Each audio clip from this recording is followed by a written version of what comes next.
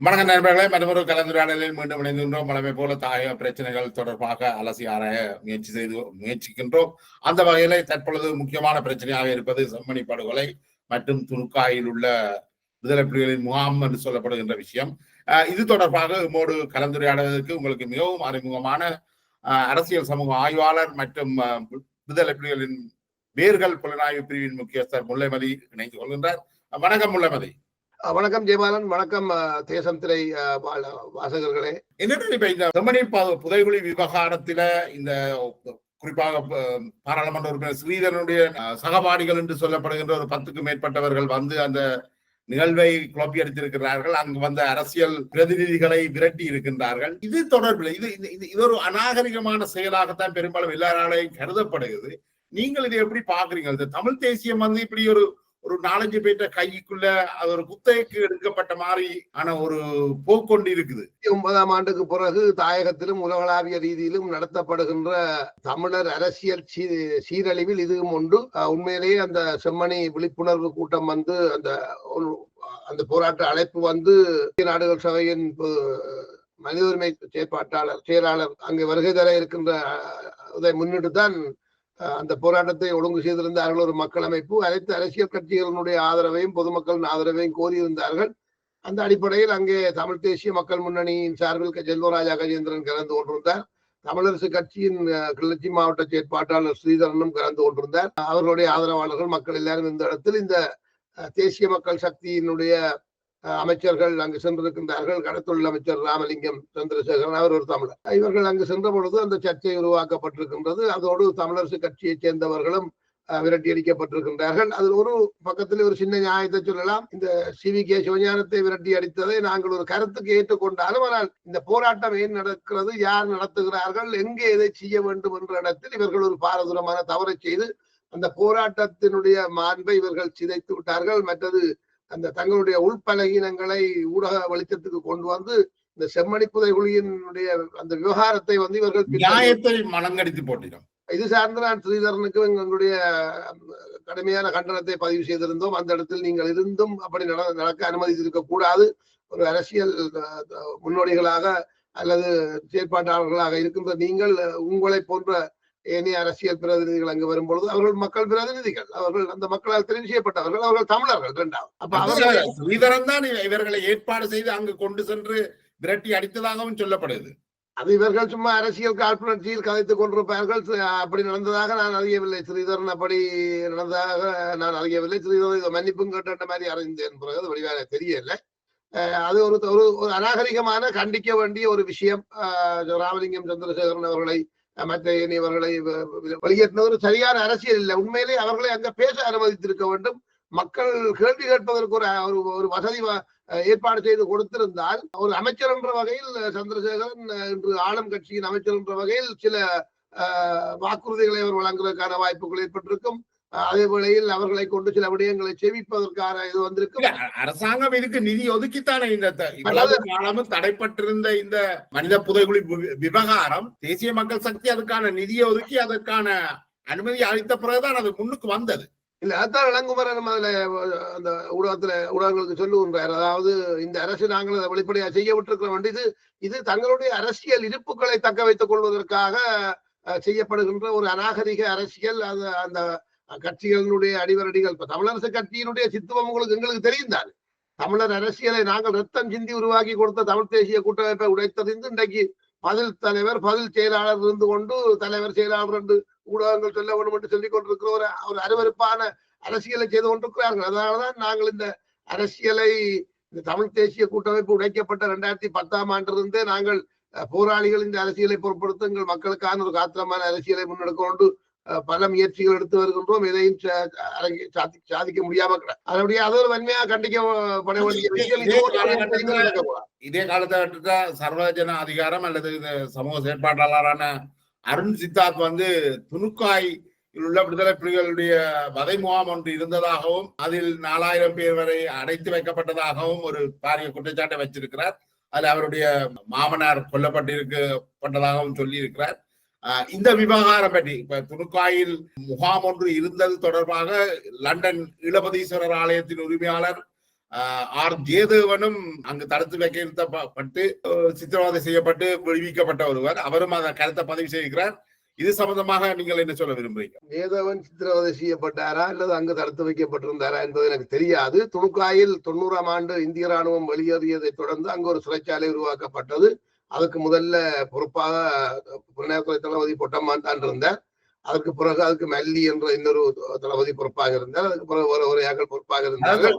91ஆம் ஆண்டு இந்திய ராணுவம் வெளியேறிய பிறகுதான் அந்த முகாம் அமைக்கப்பட்டது, உருவாக்கப்பட்டது. அது உருவாக்கப்பட்டதுக்கான காரணமே இந்த இலங்கை இந்த இந்திய அமைதிப்படை காலத்தில் அந்த இந்திய அமைதிப்படைகளுடன் திரும்ப தாயகம் வந்து இந்திய அமைதிப்படைகளுடன் செயற்பட்ட ஏனைய இயக்கங்கள், அந்த இயக்கங்களில் இருந்தவர்கள், இந்திய படைகளுடன் செயற்பட்டவர்கள் என்று ஒரு மிகப்பெரிய ஒரு தகவல் திரட்டு விடுதலை புலிகள் இயக்கத்திடம் உண்மையில் இருந்தது. மக்களால் முன்வைக்கப்பட்ட குற்றச்சாட்டுக்கள், அதை அடிப்படையாக கொண்டு எங்களுடைய புலனாய்வுத்துறை பகுதியான மற்ற ஏனைய போராளிகளாலும் திரட்டப்பட்ட தகவலுக்கு அடிப்படையில் கிட்டத்தட்ட ஒரு 1500-2000 பேர் வடகிழக்கிலே இந்திய படைகளுக்கு அனுசரணையாக செயற்பட்டவர்கள் உடைய விவரங்கள் இருந்தது. 2வது 90ஆம் ஆண்டு நடுப்பகுதி, இந்திய படைகள் வெளியேறுகின்ற காலத்தில் ஒரு கூட்டு புலனாய்வு நடவடிக்கை ஒன்றை இந்திய இலங்கை உளவுத்துறை முன்னெடுத்தது. அதன் அடிப்படையில் ஒரு 109 பேரை வேர்கள் புலனாய்வுத்துறை அடையாளம் கண்டு அது மிகவும் ஒருவருக்கு தெரியாமலே அதை நாங்கள் அவர்களை தனிப்பட்ட ரீதியில் ஒவ்வொருவரையும் சந்திச்சு நாங்கள் அதை தடுத்திருந்தோம். ஏனென்றால் அதுல அநேகமானவர்கள் அரச உத்தியோகத்தர்களாக இருந்தார்கள். அப்படியான ஒரு மிகப்பெரிய ஒரு புலனாய்வு வலையமைப்பு அங்கே உருவாக்கப்பட்டிருந்தது. அந்த புலனாய்வு வலையமைப்பை நிர்மூலம் செய்ய வேண்டிய தேவை, இல்லையென்றால் போராடுதல் இயக்கத்துக்கு பாரதூரமான பாதிப்பு ஆபத்து ஏற்பட இருந்தது. என்றால் உங்களுக்கு தெரியும், இந்திய படைகளோடு இருந்த இபிஆர் பிளாட் இந்த இயக்கங்கள் பின்னர் இலங்கை ராணுவத்தோடு இந்திய படைகள் வெளியேறியதும் அவர்கள் இலங்கை அரசுடன் இணைந்து வவுனியாவிலும் யாழ்ப்பாணத்திலும் வந்து இருக்கிறது தொடங்கிவிட்டார்கள். அப்ப அதனாலே அது ஒரு தவிர்க்க முடியாத ஒரு காலகட்டத்தில் ஒரு சிறைச்சாலை நிர்வாக கட்டமைப்பை கொண்டு வர வேண்டி இருந்தது. அப்பொழுது வன்னியில் உருவாக்கப்பட்ட ஒரு பெரிய சிறைச்சாலை தான் அது. அதுக்கு பிறகுதான் யாழ்ப்பாணத்தில் ஒரு இடங்கள்லையும்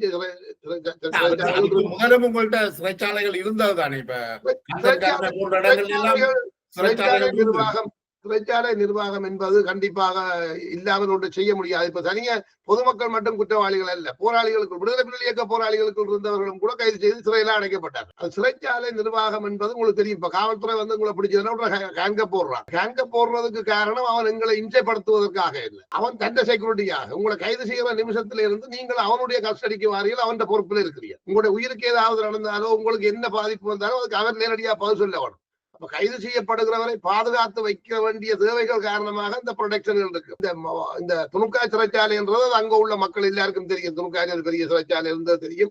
அதுல இவர்கள் சொல்ற அளவுக்கு 4000 பேரை விடுதலை புலிகள் அங்க தடுத்து வச்சிருந்தது அது ஒரு இட்டுக்கட்டப்பட்ட கதை. ஒரு 1000-1500 பேர் தடுத்து வைக்கப்பட்டிருந்திருப்பார்கள். அதில் பெரும்பாலானவர்கள் விசாரணையின் பின்னரும் அல்லது சில தண்டனைகள் அதன் அடிப்படையில் விடுதலை செய்யப்பட்டு விட்டார்கள். அதிதீவிரமாக செயல்பட்டவர்கள் இயக்கத்தால தண்டிக்கப்பட்டிருப்பார்கள். சிலர் விசாரணையின் போது ஒரு சிலர் உயிரிழந்த சம்பவங்கள் பற்றியும் சில தகவல்கள் உண்டு.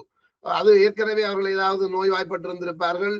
இவர்கள் 2ஆம் கட்ட 3ஆம் கட்ட விசாரணை என்ற நிலைமையில் கொஞ்சம் கடுமையாக இவர்களை விசாரிக்கிறதுக்கு அடிச்சு கிடிச்சு ஏதாவது செய்யும் பொழுது அப்படியான சந்தர்ப்பங்களில் ஒரு சிலர் இந்த விசாரணைகள் என்றது தமிழ் விடுதலை அமைப்புகள், விடுதலை புலிகள் மட்டுமல்ல, அனைத்து அமைப்புகளையும் இது மனித நாகரிகத்துக்கு முரணாக மிக மோசமாக நடந்திருக்கு. வட்டுக்கோட்டையில டெலோ ஒரு முகாம் வச்சிருந்தது. அதுல இரவு கொண்டு அடிச்ச இடத்துல அவர் இறந்திருப்பார். அடுத்த நாள் படியா அவருக்கு நீ துரோகி என்ற ஒரு போட்டு முடிச்சிருவார். அது உண்மையிலேயே விசாரணையும் இல்லை, விசாரணை முடியவும் இல்லை. அப்படியான சம்பவங்கள் உண்மையா துரதிருஷ்டவசமாக நடந்த சம்பவங்களை நாங்கள் நிராகரிக்கவில்லை, மறுக்க இல்லை. ஆனால் முடிந்த அளவுக்கு நான் ஏற்கனவே சொன்னது போல முடிந்த அளவுக்கு இவ்வாறான பிரச்சனைகளை தவிர்ப்பதற்கான விஷயங்களை ஒவ்வொரு தவறுகள் நிகழும் போதும் திரும்ப அது நடக்க விடாமல் இயக்கம் பார்த்துக் கொள்ளும். சிறைச்சாலை நிர்வாகம் என்னை பொறுத்தவரையில் உலகத்தரத்திற்கு நடத்தப்பட வேண்டும் என்பதில் தலைவர் மிக கவனமா இருந்தார். 90ஆம் ஆண்டு நில அரசாங்கம் உருவாக்கப்பட்டு காவல்துறை நிர்வாகம் கொண்டு வரப்பட்டு நீதி நிர்வாக கட்டமைப்பு வந்து பரா அண்ணன் என்ற பொறுப்புகளை போன பிறகு தமிழீழத்தில் தண்டிக்கப்பட்டவர்கள், கைது செய்யப்பட்டவர்கள், விசாரிக்கப்பட்டவர்கள் அனைவரும் தமிழீழ சட்டக்கோவைக்கு உட்படத்தான் அவர்கள் கையாளப்பட்டார்கள். இந்த குறிப்பிட்ட பெண்ணுடைய தந்தை கைது செய்யப்பட்டிருந்திருந்தால் அவர் சார்ந்து அவருடைய என்ன விடயம் என்றது சார்ந்து அவருடைய குடும்பத்துக்கு கண்டிப்பாக விடுதலை புலிகள் இயக்கம் அறிவித்திருப்பார்கள். அறிவிக்காமல் நடந்திருக்காது. இப்ப சலிமண்ணிட்ட போய் தான் கதைச்சதாக சொல்றா. அப்ப சலிமண்ணை விசாரிக்க அனுப்பி இருக்கிறோம், என்று சொன்னால் அது அவருடைய கடமையை அவர் சொல்லியிருக்கிறார். அவர் சொல்ல வேண்டிய போதில சொல்லியிருக்கிறார். சிறைச்சாலையில என்ன நடந்தது, அவருடைய தந்தைக்கு என்ன நடந்தது தெரியாது. அவர்கள் அதுல சில தவறான தகவல்கள் சொல்லுகிறார்கள். இந்த சிவபுரத்துல வச்சு வலிகுளத்தினுடைய குளக்க கரையில வச்சு இவர்களை எரித்து விட்டு குளத்துக்கு தள்ளி விட்டு என்றெல்லாம் ஒரு நாகரிகமற்ற வாசைகளை இதெல்லாம் பயன்படுத்துகிறார்கள். அவ்வளவு தூரத்துக்கு அப்படியெல்லாம் வீரக்கமற்ற வேலைகளை எல்லாம் எங்களுடைய இயக்கம் செய்ததாக நான் அறியவில்லை. என்றால் உங்களுக்கு தெரியும், தேர்தல் புலனாய்வுத்துறையினுடைய பிரதான பணி ஆய்வு பணி. மக்களிடமிருந்து ஏதாவது கருத்துகள் வந்தால் நாங்கள் அதை தேடிப்போம். தேர்தல் புலனாய்வு பிரிவு இதை செய்த இல்லை. ஆனால் விடுதலை அமைப்புகள்ல நீங்கள் 1500 பேர் ஒரு முகாமில் இருந்தன, பல்வேறு முகாம்கள் உங்கள்கிட்ட நிச்சயமாக இருந்திருக்கும். அப்ப அதுல ஆயிரக்கணக்கானவர்கள் தடுத்து வைக்கப்பட்டிருப்பார்கள் என்றதுல பெரிய சந்தேகம் இல்லை. நான் சொல்ல வாரது என்று சொன்னா, இப்ப தமிழீழ புலனாய்வுத்துறைக்கு கீழேயோ அல்லது தமிழீழ காவல்துறைக்கு கீழேயோ அல்லது தமிழீழ விடுதலை புலிகளின் ராணுவ கட்டமைப்புகளுக்கு கீழேயோ ஒட்டுமொத்த தமிழீழ விடுதலை புலிகள் இயக்கத்தினுடைய செயற்பாடுகளுடைய நடவடிக்கைகளை பின்னால் இருந்து கண்காணித்து அதை பகுப்பாய்வு செய்கிற வேலையை வேர்கள் புலனாய்வுத்துறை நேரடியாக செய்தது. தலைவருடைய இதுக்கு கீழே செய்தது. ஃபார் எக்ஸாம்பிளுக்கு நான் ஒரு பேரே சொல்றேன், அவர் அதை கோவிக்க மாட்டாருன்னு நினைக்கிறேன். நயனாவட்டில் ஈசன் என்று வாழ்றது. அவரிடம் வந்த ஒரு பேர் வவுனியாவுக்கு போறதை பற்றி கேட்ட பொழுது அவர் ஏதோ ஒரு தகவலை சொல்லிவிட்டார். அவர் வவுனியாவுக்கு போகும்போது அந்த தவறான முறையில் ஒரு பாஸ்போர்ட்ல என்ன ஒரு போட்டோல விதானியார் வேறு ஒருவருக்கு சைன் பண்ணி கொடுத்த இதை யூஸ் பண்ணி இவர் போட்டார். அந்த படத்தை கிழிச்சு இன்னொருவருக்கு பின்பக்கத்தில் சைன் பண்ணதை கட்டி வெட்ட போட்டோல ஒட்டி கொண்டு போட்டார். அது பிடிபட்டு போறார். பிடிபட்ட உடனே அவர் சொல்லிவிட்டார், இது நயனாமணி ஈசன் தான் இந்த ஐடியாவை திறந்து தந்தது. உடனடியாக ஈசனை பிடிச்சு கொண்டு போயிட்டார்கள் விடுதலை புலிகள். அது சந்து நான் தான் அதுக்கு எழுதி அனுப்பினான்.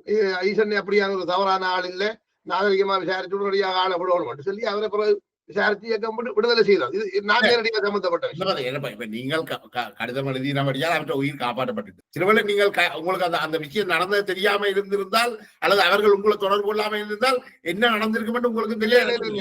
என்னென்றால் இப்ப உண்மையா புரிஞ்சு கொள்ளுங்க. இதில் நாங்கள் இந்த இயக்கம் சார்ந்து உண்மைக்கு புறம்பா பேச வேண்டிய தேவையில்லை. எனக்கு 57 வயசு அப்படி பொய்கள் சொல்லிக் கொண்டிருக்க வேண்டிய தேவையில்லை. அநியாயங்கள் எங்களுடைய இயக்கத்துல நடக்க இல்லை என்று இப்ப போர்க்களத்துல கிராஸ் ஃபயர்ல எங்களுடைய போராளிகள் உயிர் விட்டு இருக்கிறார்கள்.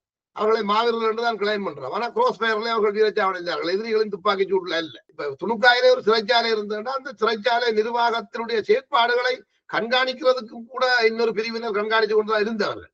அப்ப அதுல இவர்கள் பெரிய அநியாயங்கள் எல்லாம் செய்ய முடியாது. மற்ற அந்த நில பங்கர்கள், அந்த கான்கிரீட் பங்கர்கள் எல்லாம் இயக்கம் வச்சிருந்தது உண்மை. அது கைதிகளை பாதுகாக்கிறது எங்களோட பொறுப்பு. விமான தாக்குதல்ல அவர்கள் கொல்லப்பட்டால் யார் பதில் சொல்றோம்? எங்களோட கஸ்டடியில் இருக்கேன். அப்ப தடுத்து வைத்திருக்கிறவர்களை பாதுகாப்பாக தடுத்து வச்சிருக்கிறது விமானம். இப்ப கொழும்புல அஞ்சாயிரத்துல இருந்தோம் விமானம் போர் விமானங்கள் வெளிக்கிட்டா நாங்க உடனடியாக அலர்ட் பண்ணுவோம். தமிழகத்துல இயக்கத்தை உடனடியாக சொல்லுவோம். அப்ப சிறைச்சாலை உட்பட எல்லாருக்கும் நாங்க சொல்லுவோம் விமானம் வருதுன்னு.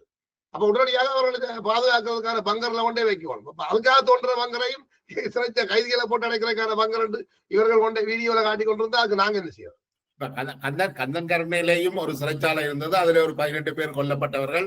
18ல இருந்து 90 என்று சொல்லப்படுது. அது இப்ப அந்த கொலையை செய்தவர் அருணா. அவரும் அது தண்டிக்கப்படையில இதை நீங்கள் ஏற்கனவே சொல்லியும் இருக்கிறீர்கள், எங்களோட பயந்து கொண்டும் இருக்கிறீர்கள். அப்ப கிட்டத்தட்ட விடுதலை இலங்கை ராணுவ கட்டமைப்பு இப்படி ஒரு சிறைச்சாலையை வச்சிருந்ததோ அதே மாதிரியான ஒரு தன்மை தான் உங்கள்கிட்ட இருந்திருக்கு. ஒரு விடுதலை அமைப்பா அதை பார்க்கலையா நீங்க? இது என்ன நடக்குதுண்டா என்னண்டா உண்மையா? இதெல்லாம் ஒரு திட்டமிட்டு செய்யப்படுகின்ற அநீதிகளோ அல்லது தவறுகளோ திட்டமிட்டு செய்யப்படுவதில்லை. உலகுதான் இப்ப இந்த இதுகள் ஒரு திட்டமிட்டு செய்யப்பட்ட அநீதிகளாக இவை இல்லை. இப்ப கந்தன் கருணை படுகொலை என்பது உண்மையிலே அதை செய்தது அருணாண்ட ஒரு தனி மனிதர். டெலோ இயக்கத்தின் ஆயுதங்களை வாங்கி போட்டு பார்த்தால் அங்க தமிழ்நாட்டுல மீண்டும் டெலோ இயங்குறதுக்கான ஏற்பாடுகள் அங்க நடந்து கொண்டிருக்கும். அப்ப ஏனைய இயக்கங்களுடைய ஆயுதங்களை வாங்கின உடனே அந்த இயக்கத்தை மீள இவர்கள் கட்டமைக்கக்கூடிய வலு உள்ளவர்களை நாங்கள் எப்படி கையாளுறது என்றது சார்ந்து ஒரு நடவடிக்கையில தான் அந்த முக்கியஸ்தர்கள் எல்லாரும் தடுத்து வைக்கப்பட்டிருந்தார்கள். மற்றபடி அவர்களை கொல்லணும் இதென்று எங்களோட நோக்கம் இருக்கே இல்லை. ஆனால் கிட்டு அவர்கள் மீதான தாக்குதல் நடந்த போது அருணா இந்த அநியாயத்தை செய்து விட்டார். அப்ப அருணா செய்த அநியாயத்துக்காகவும் அதுல கொல்லப்பட்டவர்களுக்காகவும் விடுதலை புலிகள் இயக்கமே 2ஆ பிரிஞ்சு ஒரு நிலைமை உருவாகி விடக்கூடிய ஆபத்து இருக்கிறது என்றால் நாங்கள் உடனடியாக என்ன செய்ய முடியும்? நாங்கள் அவரை உடனே தண்டிக்க முடியாது. அந்த சூழ்நிலையை நாங்கள் தணிக்கணும் என்றதுக்காக நாங்கள் உடனடியாக சொல்லிவிட்டோம், அருணா விசாரணை வலயத்துக்குள்ள கண்காணிப்பு வலயத்துக்குள்ள இருக்க வேணும், இப்ப ஒன்றும் செய்ய வேண்டாம், அவரை கொஞ்சம் பார்த்து நாங்கள் கைது செய்து விசாரிப்போம்னு சொல்லிவிட்டோம்.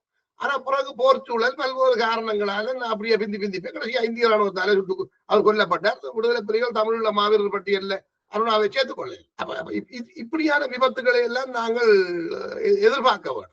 அப்ப இந்த இந்த குறிப்பிட்ட பெண்ணுடைய தந்தை விடுதலை புலிகளால் கைது செய்யப்பட்டவர் உயிரோட இல்லை என்று சொல்லி சொன்னால் அது என்ன நடந்ததுன்றது எங்களுக்கு தெரியாது. ஆனால் உண்மையிலே அது ஒரு வருத்தத்துக்குரிய விஷயம். அந்த பிள்ளையை பொறுத்தவரையில தன்னுடைய தந்தையை இழந்திருக்குது. ஆனால் அந்த சம்பந்தப்பட்டவர் என்ன செய்தார், அவருடைய ஏன் அவரை விடுதலை புலிகள் கைது செய்தார்கள் என்ற கேள்வி இருக்கு. இல்ல இது என்ன ஏன் திருப்பி திருப்பி இந்த பிரச்சனை வருகுதுன்னா நானும் அதை எனக்குள்ளேயே கேள்வி கேட்கிறேன்.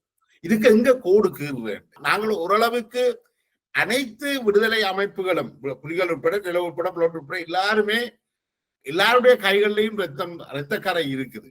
இப்ப நாங்கள் ஒரு பகுதியினரை துரோகிகள் ஒரு பகுதியினரை தியாகிகள் என்று சொல்ல வருகின்ற பொழுதும் எங்களுடைய உயிர் மற்றவர்களுடைய உயிரிலும் பார்க்க பெருமதி மிக்கது என்று நீங்கள் திருப்பி சொல்லுகின்ற பொழுது அதை எதிர்க்கின்ற ஒரு தரப்பு நிச்சயமாக வரும். கண்டிப்பா கண்டிப்பா அதுக்கு ஒரு முற்றுப்புள்ளி இல்லாமல் நான் நினைக்கல இந்த பிரச்சனையை நாங்கள் 2 பேருக்கு தீர்க்கலாம். இல்லை, அது உண்மைதான். அதாவது இங்க என்ன எங்க துரதிருஷ்டம் இருக்குன்னு சொன்னால், இப்ப விடுதலை புலிகள் இயக்கம் 2009க்கு பிறகு ஒரு அரசியல் இயக்கமாக கட்டமைக்கப்பட்டிருந்தால் விடுதலை புலிகள் இயக்கத்தின் முன்னால் வைக்கப்படுகின்ற கேள்விகளுக்கு அவர்கள் பதில் சொல்லி இருப்பார்கள், இப்படியான பிரச்சனைகளுக்கு தீர்வு காண்பார்கள். இப்ப எங்களுடைய ஒரு அரசியல் இயக்கமாக நாங்கள் பலமாக தாயகத்தில் செயல்படுகிறோம் என்றால் இவர்கள் துணுக்கா சிறையில் கேள்வி கேட்க மாட்டார்கள், நேரடியாக எங்கள்கிட்ட வந்து கேட்பார்கள். அப்ப நாங்கள் அது சார்ந்து உண்மையா என்ன நடந்ததுன்றதை அறிஞ்சு அவர்களுக்குரிய ஒரு தீர்வை நாங்கள் சொல்லலாம். இப்ப இலங்கை படைகளோட உறுதியாக சரணடைந்தவர்கள் காணாமலாக்கப்பட்டவர்களின் பெற்றோர்கள் இன்றைக்கு 15 வருஷமா போராடி கொண்டிருக்கிறோம். ஆனால் இலங்கை அரசாங்கத்தால எந்த தீர்வும் சொல்லப்பட இல்லை. ஆனா உண்மையில நாங்கள் இப்ப ஜேவிபிக்கு நாங்கள் சொல்லிக் கொண்டிருக்கிறோம், அதுல உண்மையா என்ன நடந்ததுன்றதை அந்த காணாமலாக்கப்பட்டவர்கள் அந்த சரணடைந்து இல்லா பண்ணப்பட்டவர்களுடைய பெற்றோர்களும் குடும்பங்களும் கூப்பிட்டு சொல்லுங்க. அவர்கள் எங்க புதைக்கப்பட்டார்கள், எங்க எரிக்கப்பட்டார்கள் உங்களுக்கு தெரியும், உங்களோட ராணுவத்துக்கு தெரியும். அதுகளை சொல்லி அதுக்குரிய ஒரு தீர்வை நீங்க வழங்காத வரையிலே அது இல்லாமல் போகாது. அதே மாதிரி விடுதலை புலிகளால் கைது செய்யப்பட்டு அந்த குடும்பங்களுக்கு அறிவிக்கப்படவில்லை என்று சொன்னால் அது ஒரு துரதிருஷ்டவசமான விஷயம். அப்ப உண்மையிலே அவருக்கு என்ன நடந்தது எங்களுக்கு தெரியாது. அவரும் ஒரு தமிழன் தான். அவர் துரோகியா இருக்கலாம், இல்லாமல் இருக்கலாம், அது எங்களுக்கு தெரியாது. ஆனால் விடுதலை புலிகள் இயக்கம் கைது செய்ததோ தண்டிச்சதோ என்று சொல்லி சொன்னால் அது சார்ந்து அவர்களுக்கு தெரிவிக்கப்பட்டிருக்க வேண்டும். அங்கே அது நடந்தது, நடைமுறையில இருந்தது. இப்ப இந்த பிரச்சனையை இவர்கள் தூக்கினதுக்கு காரணம் இந்த செம்மணி புதைகுழி விவகாரம் ராணுவத்துக்கு எதிராக ஒரு பெரிய அளவில் ஒரு பேசுபொருளாகிறதன் காரணமாக இங்க ராணுவம் மட்டும் புதைகுழி தோண்டி புதைக்க இல்லை, விடுதலை புலிகளும் புதைச்ச வேண்டும். அந்த பிள்ளை கதைக்க பாருங்க, கடத்தல் சொல்லுவார். விடுதலை புலிகள் இயக்கம் யாரையும் எப்பொழுதுமே கடத்தல். அவர்கள் விசாரணைக்காக அழைப்பார்கள், விசாரிப்பார்கள். விசாரணையில் அவர்கள் குற்றவாளிகளாக காணப்பட்டால் அவர்களை தண்டிக்கிறேன் சொல்றார்கள். அது சார்ந்து நீங்கள் யார் தண்டிக்கிறீர்கள் கூட அண்மையில செலவு இயக்கத்தை சேர்ந்த செட்டி என்னிடம் கேட்டிருந்தேன். அதெல்லாம் இதே பதில இலங்கை ராணுவமும் சொல்லும் தானே. இல்ல, எல்லாரும் சொல்லுவார்கள் இதுக்கு ஒரு கோடுகிரியே ஆக வேண்டும், இதுக்கு ஒரு பொது கோடுகிரியே ஆக வேண்டும், இதில் பாதிக்கப்பட்ட குடும்பங்களுக்கு ஒரு நியாயமான பதில் சொல்லியே ஆக வேண்டும். இதெல்லாம் ஒரு பெரிய பாரதூரமான விஷயங்கள் அல்ல. போர் நிகழ்கின்ற தேசங்கள்ல இது சகஜம். இப்ப நீங்க பாக்குறீங்க பாலஸ்தீனத்துல என்ன காசால என்ன நடக்குதுன்னு பாக்குறீங்க, என்ன மாதிரி படுகொலை செய்யறாங்க. உணவு கேட்டு வர்ற பிள்ளைகளை பெண்களை சுட்டு தள்ளுறாங்களே, இப்படி ஒரு அநியாயத்தை சிங்கள படைகளையும் செய்யல, நாங்கள் ஒரு தினமே செய்யல. அதாவது ஆயுதங்கள் பேசுகின்ற உலகத்தில், ஆயுதங்கள் பேசுகின்ற தேசங்கள்ல அங்க நியாயம் நீதி தர்மத்துக்கு எவ்வளவு தூரம் மதிப்பளிக்கப்படும் என்பது தெரியாது. ஆனால் விடுதலை புலிகள் இயக்கம் எங்கட மக்களை வதைக்க வேணுமென்றோ அல்லது சித்திரவதை செய்ய வேணுமென்றோ கொலை செய்ய வேணுமென்றோ யாரையாவது துன்புறுத்த வேணுமென்றோ அப்படியான ஒரு வரி கொண்டு செயல்பட்ட இயக்கம் இல்லை. எங்களுடைய தலைவர் அப்படியானவரும் இல்லை. அப்படியெல்லாம் அறிவுரைகளை அப்படியான அனுமதிகள் யாருக்கும் வழங்கப்பட இல்லை. இந்த சிறைத்துறைக்கு பொறுப்பாக இருந்தவர்கள் பலர் தண்டிக்கப்பட்டிருக்கிறார்கள் விடுதலை புலிகள் இயக்கத்திலே. அது வெளியில யாருக்கும் தெரியாது. விடுதலை புலிகள் இயக்கம் தங்களால் முடிந்த அளவுக்கு சில இப்படியான தவறுகள் எதுவும் நடந்தால் அது சார்ந்த சம்பந்தப்பட்டவர்கள் கடுமையாக தண்டிக்கப்படுவார்கள். அப்படி தவறாக ஒருவரை இவர்கள் ஏதாவது ஒரு வகையில் அவருடைய உயிருக்கு இவர்கள் தீங்கிழைத்து விட்டார்கள் என்றால் அவர்களை எல்லாம் விடுதலை புலிகள் இயக்கம் சாதாரணமா விட்டதுன்னு நீங்க நினைக்காதீங்க.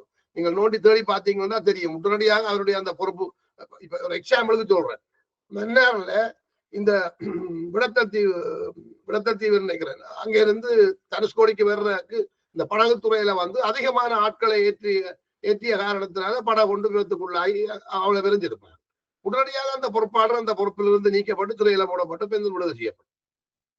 ஆனால் அந்த களச்சூழ்நிலையை போய் பார்த்துட்டு தான் எங்கே போகிறான் ஏதிலி என்ற ஒரு சிறுகதையை நான் எழுதினேன்.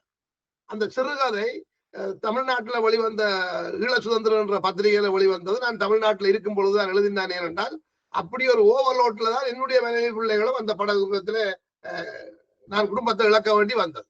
ஆனால் அப்ப எனக்கு என்னுடைய ஒரு தனிப்பட்ட அனுபவம், அந்த இறங்கு துறைக்கு அந்த படகு துறைக்கு பொறுப்பாக அப்ப இருந்தது மதி என்ற ஒரு போராளி. அவர்கள் சொல்றதை எல்லாம் அவங்க மக்கள் கேட்க மாட்டோம். அவர்கள் பிச்சு பிடிக்க கொண்டு போகிறோம். அப்ப இவர்கள் என்ன செய்யறது? தனி வச்சு அடிக்கிறதா சொல்றதா ஒண்ணும் செய்ய முடியாது. 50 பேர் தான் போகலாம், இல்ல இன்னும் ஒரு 5 பேரை ஏத்து போகணும்னு சொல்லி போட்காரனும் சொல்லுவாங்க. அவனுக்கும் காசு வேணும். இப்படியான பல்வேறு நாடுகளுக்கு கனடாவா இருக்கலாம், லண்டனா இருக்கலாம், இந்த முகவர்கள் தான் எங்களை ஏற்றி அனுப்புகிறார்கள், நாங்கள் வந்துறோங்கிறோம். ஆனால் இந்த அரசாங்கங்கள் இந்த முகவர்களை சட்டவிரோதிகள் என்று கைது செய்யும். ஆனா அதே நேரம் இவர்களின் உதவியால வந்து இறங்கினவர்கள் தான் இன்றைக்கு உலகம் முழுக்க பறந்து ஒரு அரசியல் அதிகாரத்தை எடுக்கிற அளவுக்கு வளர்ந்தும் இருக்கிறார்கள். அப்ப 2 பக்கத்துல இருந்தும் அதை பார்க்க வேண்டிய இது ஒரு ஆழமான புரிதலோடு தீர்த்து வைக்கப்பட வேண்டிய ஒரு பிரச்சனை. இதுக்கு தமிழர் அரசியல் சிதைக்கப்பட்டதுதான் இது எல்லாத்துக்குமே காரணம். அதுல இன்னொரு முக்கிய உங்களை போன்ற விடுதலை புலிகளிட இருந்த அதுல ஒரு முக்கிய பாத்திரத்தை எடுத்தவர்கள் இதுவரைக்கும் முன்வராம மௌனமாக இருந்ததும், அவர்கள் பின்னுக்கு நின்று இவ்வாறான விஷயங்களை தூண்டி விடுறதும் தான் காரணமாக இருந்திருக்கு. ஏனென்றால் அந்த பெண்ணுடைய நிலைமையில இருந்து பார்க்கக்குள்ள அவருடைய தந்தை இருந்தார். செம்மணியில் வந்து படுகொலை செய்யப்பட்டவர்களுடைய உயிர்கள் எவ்வளவு முக்கியமோ அதே அளவுக்கு அவருடைய தந்தையின் உயிரும் முக்கியம் என்றதுதான் அவர்களுடைய வாதம். அதுக்கு ஒரு தவறும் இல்லை. அதை வந்து பிள்ளையான தகவல்களை சொல்லக்கூடாது. என்னுடைய தந்தை விடுதலை புலிகள் இயக்கத்தால் கைது செய்யப்பட்டார். இந்த துணுக்காய் சிறையில் தான் அவர் விசாரணைக்காக இந்த துணுக்காய் சிறைக்கு அனுப்பப்பட்டதாக குறிப்பிட்ட போராளி சொல்லி இருந்தார். என்னுடைய தந்தை இல்லை என்று சொல்லி சொன்னால் அது ஒரு நியாயமான கோரிக்கை. அதுல எந்த மாற்று கருத்தும் இல்லை. அவன் சொல்லியிருக்கிறான். அப்ப இப்ப என்னன்னா இந்த சம்பவம் இப்ப செம்மணி புதைகுழி பிரச்சனையை எடுக்கின்ற பொழுது நீங்கள் இதை சொல்லாதெங்கோ எனக்கு அது தெரியல. அப்படி நாங்கள் கேட்கிறது நியாயமா? இல்ல, அப்படி நான் சொல்ல இல்லை. அதாவது இப்ப ஒன்றை தொட்டுத்தான் இன்னொன்று வரும். அப்ப நீங்கள் செம்மணி புதைகுழியில் அங்க புதைக்கப்பட்ட மக்களுக்கு நீதி கேட்கப்படும் பொழுது இன்னொரு பக்கத்தில் காணாமல் ஆக்கப்பட்ட வேறு பட்டவர்கள் இருக்கிறார்கள் என்று சொன்னா அங்கே ஒரு கேள்வி எழும்.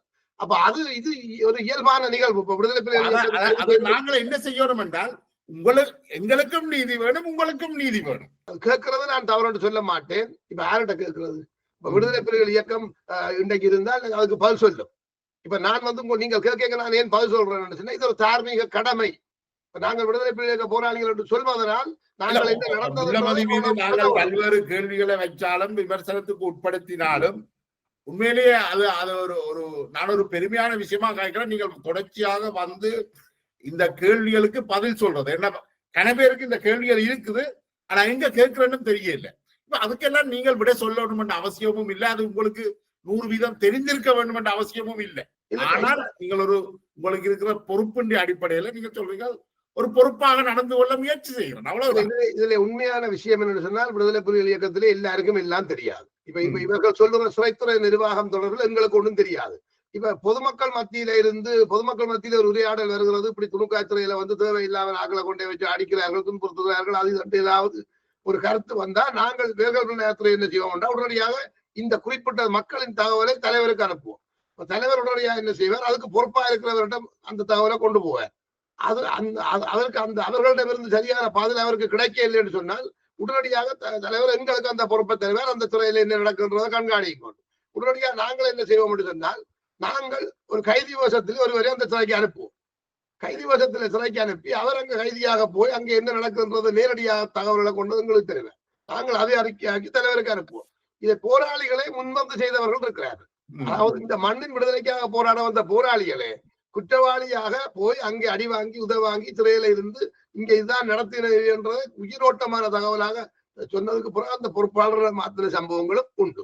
இதுல நான் என்ன சொல்றேன் என்றால் விடுதலை புலிகள் இயக்கம் ஒரு தேசிய விடுதலை இயக்கம் அதனுடைய மாண்பை காப்பாற்ற வேண்டும் என்பதற்காகவும் இந்த மண்ணின் விடுதலைக்காக போராடி தங்கள் இன்னுயிர்களை ஈத்த அந்த மாவீரர்களுடைய உன்னதமான தியாகங்களை கேள்விக்குறியாக்குவதை தடுக்க வேண்டும் என்பதற்காகவும் நான் அடிக்கடி இந்த கரும்புலி போராளிகளுடைய வீடியோக்களை இந்த யூடியூப்ல பார்ப்பேன். உண்மையிலேயே அதனுடைய வயதுகள், அதுகள் பேசிய வார்த்தைகள், அதுகள் தங்களை அர்ப்பணித்த அந்த விஷயங்களோட ஒப்பிடும் பொழுது நாங்கள் நெஞ்ச நிமித்தி எங்களுடைய இயக்கம் சார்ந்து இன்றைக்கு பேசாமல் இருக்கிறது ஒரு துரோகம் என்று நினைப்பேன். நான் அவர்களுக்காகத்தான் பேசுறேன். தவிர எனக்கு விடுதலை புலிகள் இயக்கம் சார்ந்த எல்லா விஷயமும் தெரியாது. ஏனென்றால் நான் ஆரம்பத்திலிருந்தே சொன்னேன், நான் வந்து ஒரு பொதுமக்கள் ஒருவனாக செயல்பட்டவன். எங்களை போன்ற ஒரு கட்டமைப்பை ஏன் இயக்கம் வச்சிருந்தேன் சொல்லி சொன்னால் இப்படியான அநீதிகள் எல்லாம் நடக்கும். அதை கண்டுபிடிச்சு நாங்கள் தடுக்கணும். ஒன்று நடக்கிறத நாங்கள் நடந்ததை தடுக்க இயலாது. இனிமேல் நடக்காம தடுக்கிறார். அதை நான் உங்களுக்கு கடந்த முறை சொல்லிக்கிறேன். இன்னும் ஆயிரக்கணக்கானவர்கள் தேச துரோகிகளாக இருப்பார்கள். வேர்கள் பல்நோக்கு பிள்ளைத்துல இல்ல. இந்த உண்மை உலகத்துக்கு தெரியாது. ஆகவே இந்த விடயங்கள் சார்ந்து பொறுப்புணர்வோடு எல்லாரும் சிந்திக்க வேணும். இழப்புகள் உள்ளவர்கள் வழியோடு தான் இருப்பார்கள்.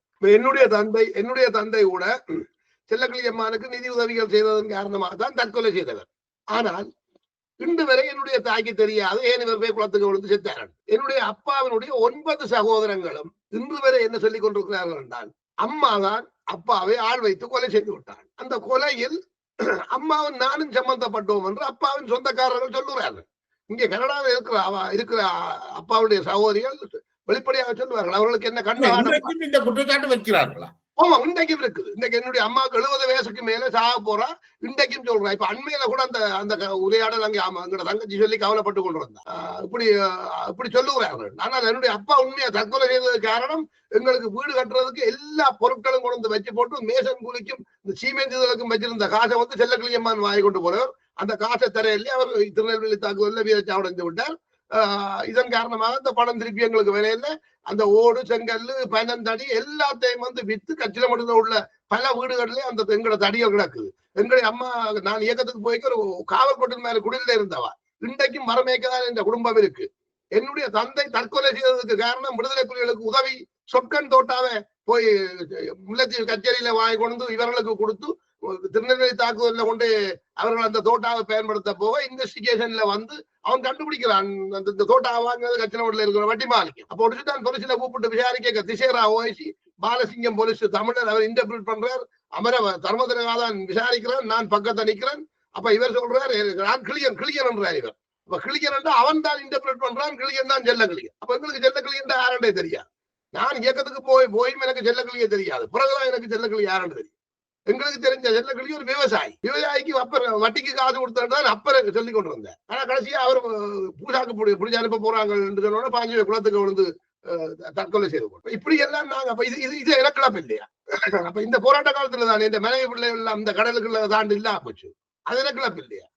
எல்லாருக்கும் இழப்பு இருக்கு, வலி இருக்கு, வேதனை இருக்கு. அதான் நான் சாவுகளை வைத்துக் கொண்டு ஒரு இனத்தின் வாழ்வை தீர்மானிக்க முடியாது. நான் நாளைக்கு சாக போறேன். ஆனால் இந்த இனத்தின் விடுதலைக்காக அந்த போராளிகள் தியாகம் என்ன, அந்த மக்கள் தியாகம் என்ன? இன்றைக்கு நீங்க பாருங்க அந்த துணுக்காயில அந்த குறிப்பிட்ட அதே சகோதரியையும் அருண் சித்தார்த்தையும் வந்து கேள்வி இருக்கிற இளைஞர்கள் இருக்கிறார்கள். அவர்களுக்கு உண்மையா அங்க நடந்த சம்பவங்கள் தெரியல. 90ல எங்க ஒரு தொழிற்சாலை புலிகளால் உருவாக்கப்பட்டுன்றதை அவர்கள் தெரிஞ்சு மறைக்கிறார்களோ அல்லது தெரியாம கேட்கிறார்களோ எனக்கு தெரியும். மறுக்கிறார்கள். அவர்கள் உணர்வுபூர்வமாக தங்களுடைய இனத்துக்கு எதிராக செய்கிற அநியாயம் என்றதை சொல்றார்கள்.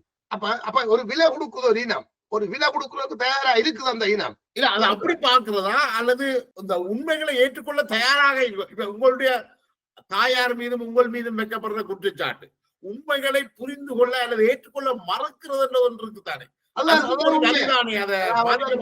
இல்ல இதுல 2 விஷயம் இருக்கு பாருங்க. இன்றைக்குதான் நான் ஒரு பொது வழியில வந்து இந்த விஷயத்தை நான் சொல்றேன். இதை போய் நான் இந்த மாமிக்கோ சித்தப்பாக்கோ சொன்னால் அவர்கள் நம்ப போறது இல்லை. அவர்கள் ஏற்கனவே முடிவெடுத்து விட்டார்கள் தானே, அவர்களை நீங்க நம்ப வைக்கலாம். மற்றது நீங்க எந்த ஊர்ல போய் என்ன பத்தி கேட்டீங்கன்னாலே சும்மா இயக்கத்துக்கு பின்னால வாழ் பிடிச்சு கொண்டு தெரிஞ்சவங்க தான் சொல்லுவாங்க. நான் புலிகள் இயக்கத்துல எந்த மதிவாதத்துல இருந்தேன்ன்றது எனக்கு தான் தெரியும். எனக்கு பின்னால் இந்த போராளிகளுக்கு தான் தெரியும். எங்களோட செயற்பாடு என்னன்றது தெரிஞ்சவர்களுக்கு தான் தெரியும்.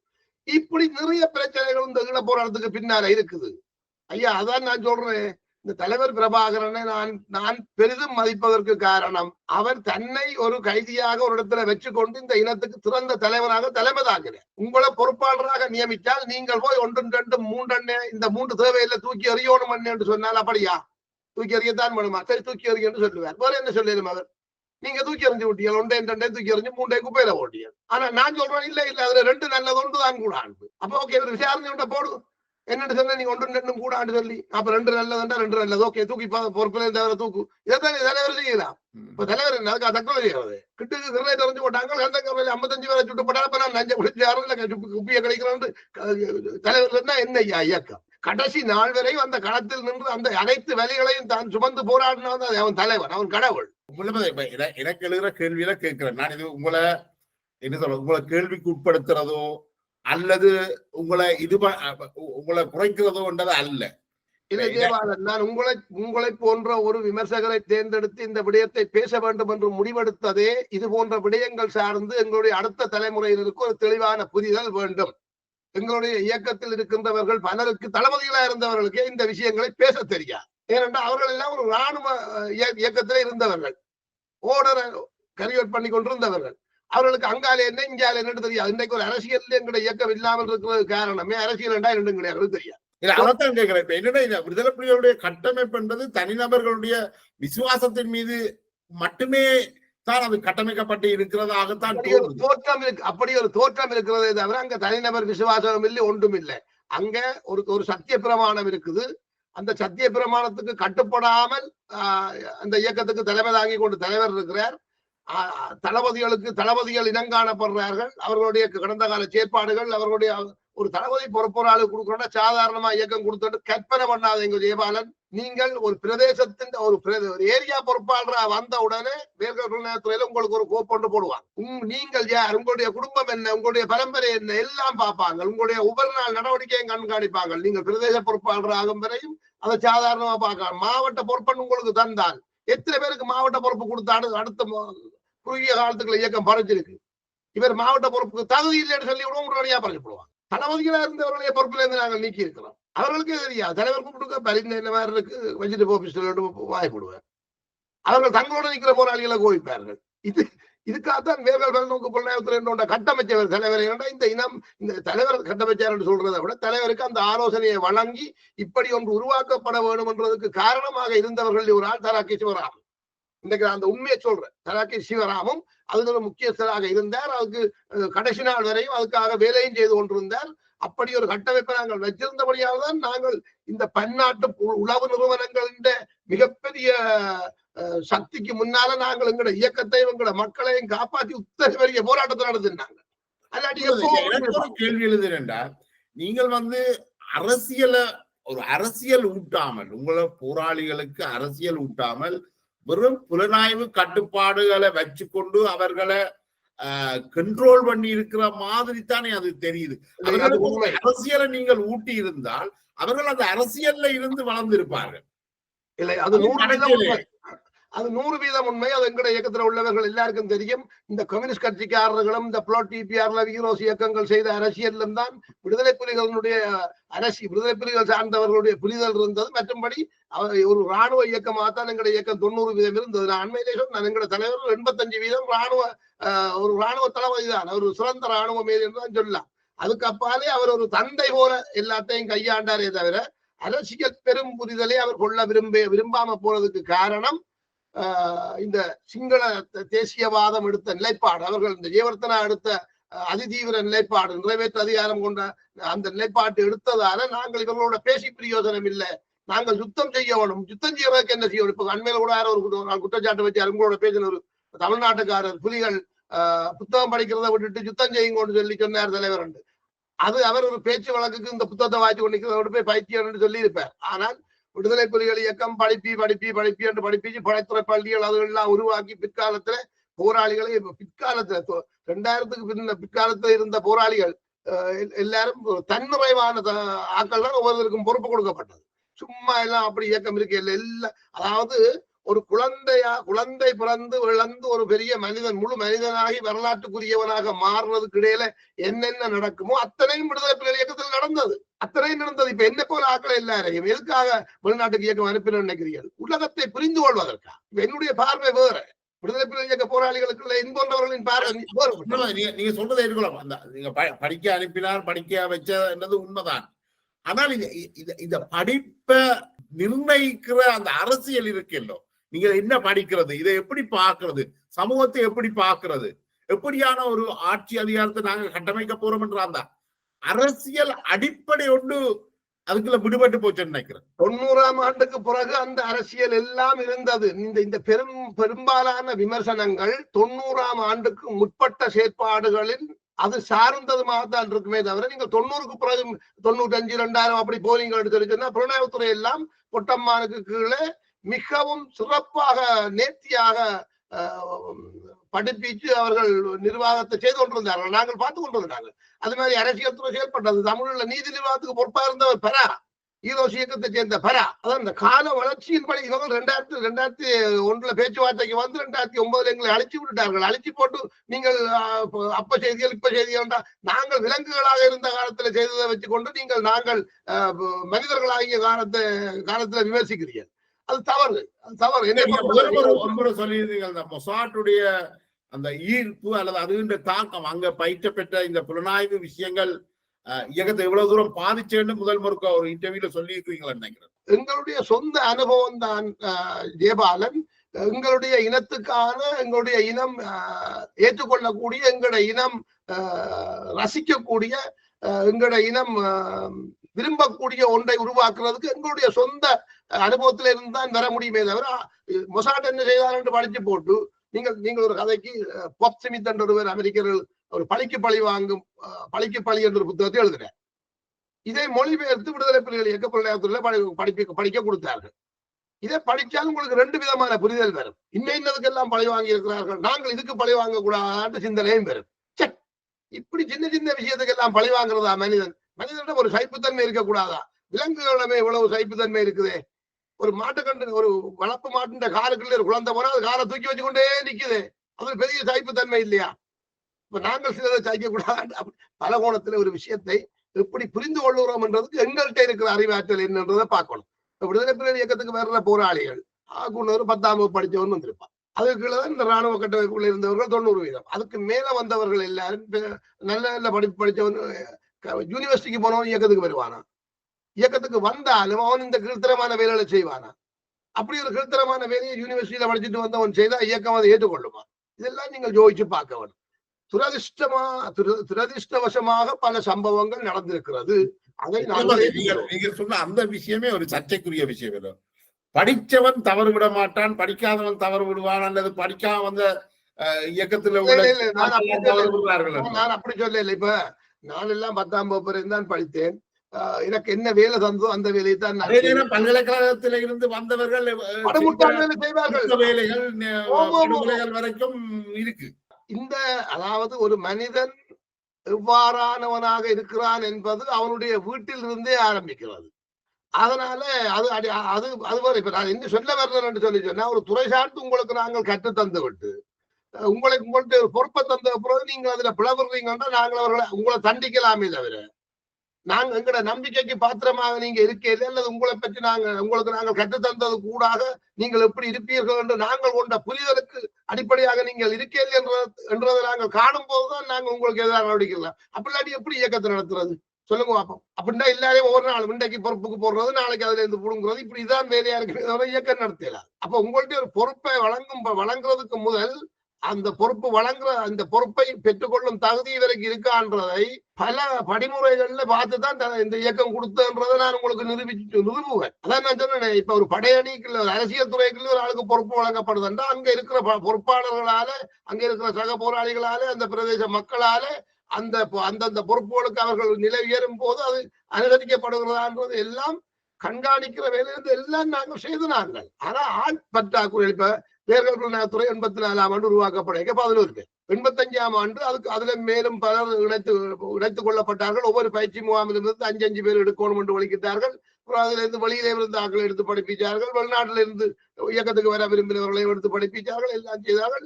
அது ஒரு விரிவான கட்டமைப்பா வந்தது. அதுக்கு பிறகு அது பல்வேறு வேலைகளை செய்து கொடுத்தது. இப்ப பாருங்க, கட்டுநாயக்கா மீது தாக்குதல் நடத்துகிறார்கள் விடுதலை புலிகள். தலைவர்கிட்ட இருந்து ஒரு கடிதம் வருது, கட்டுநாயக்கா தாக்குதல் பற்றி வேர்களின் நிலைப்பாடு என்ன, இதை பற்றி நீங்க என்ன சொல்ல போறீர்கள்? நாங்க உடனடியாக ஒரு அறிக்கை கொடுக்கிறோம். கட்டுநாயக்கா தாக்குதல் எதிரொலி இப்படித்தான் இருக்கும். உடனடியாக ஒரு பேச்சுவார்த்தை வரும். இந்த பேச்சுவார்த்தையை என்ன விடுதலை புலிகள் இயக்கம் எதிர்கொள்ளணும். இதை இப்படி எதிர்கொள்ளாமல் இப்படி எதிர்கொண்டா என்ன நடக்கும் என்றதை நாங்கள் இயக்கத்துக்கு கொடுக்கிறோம்.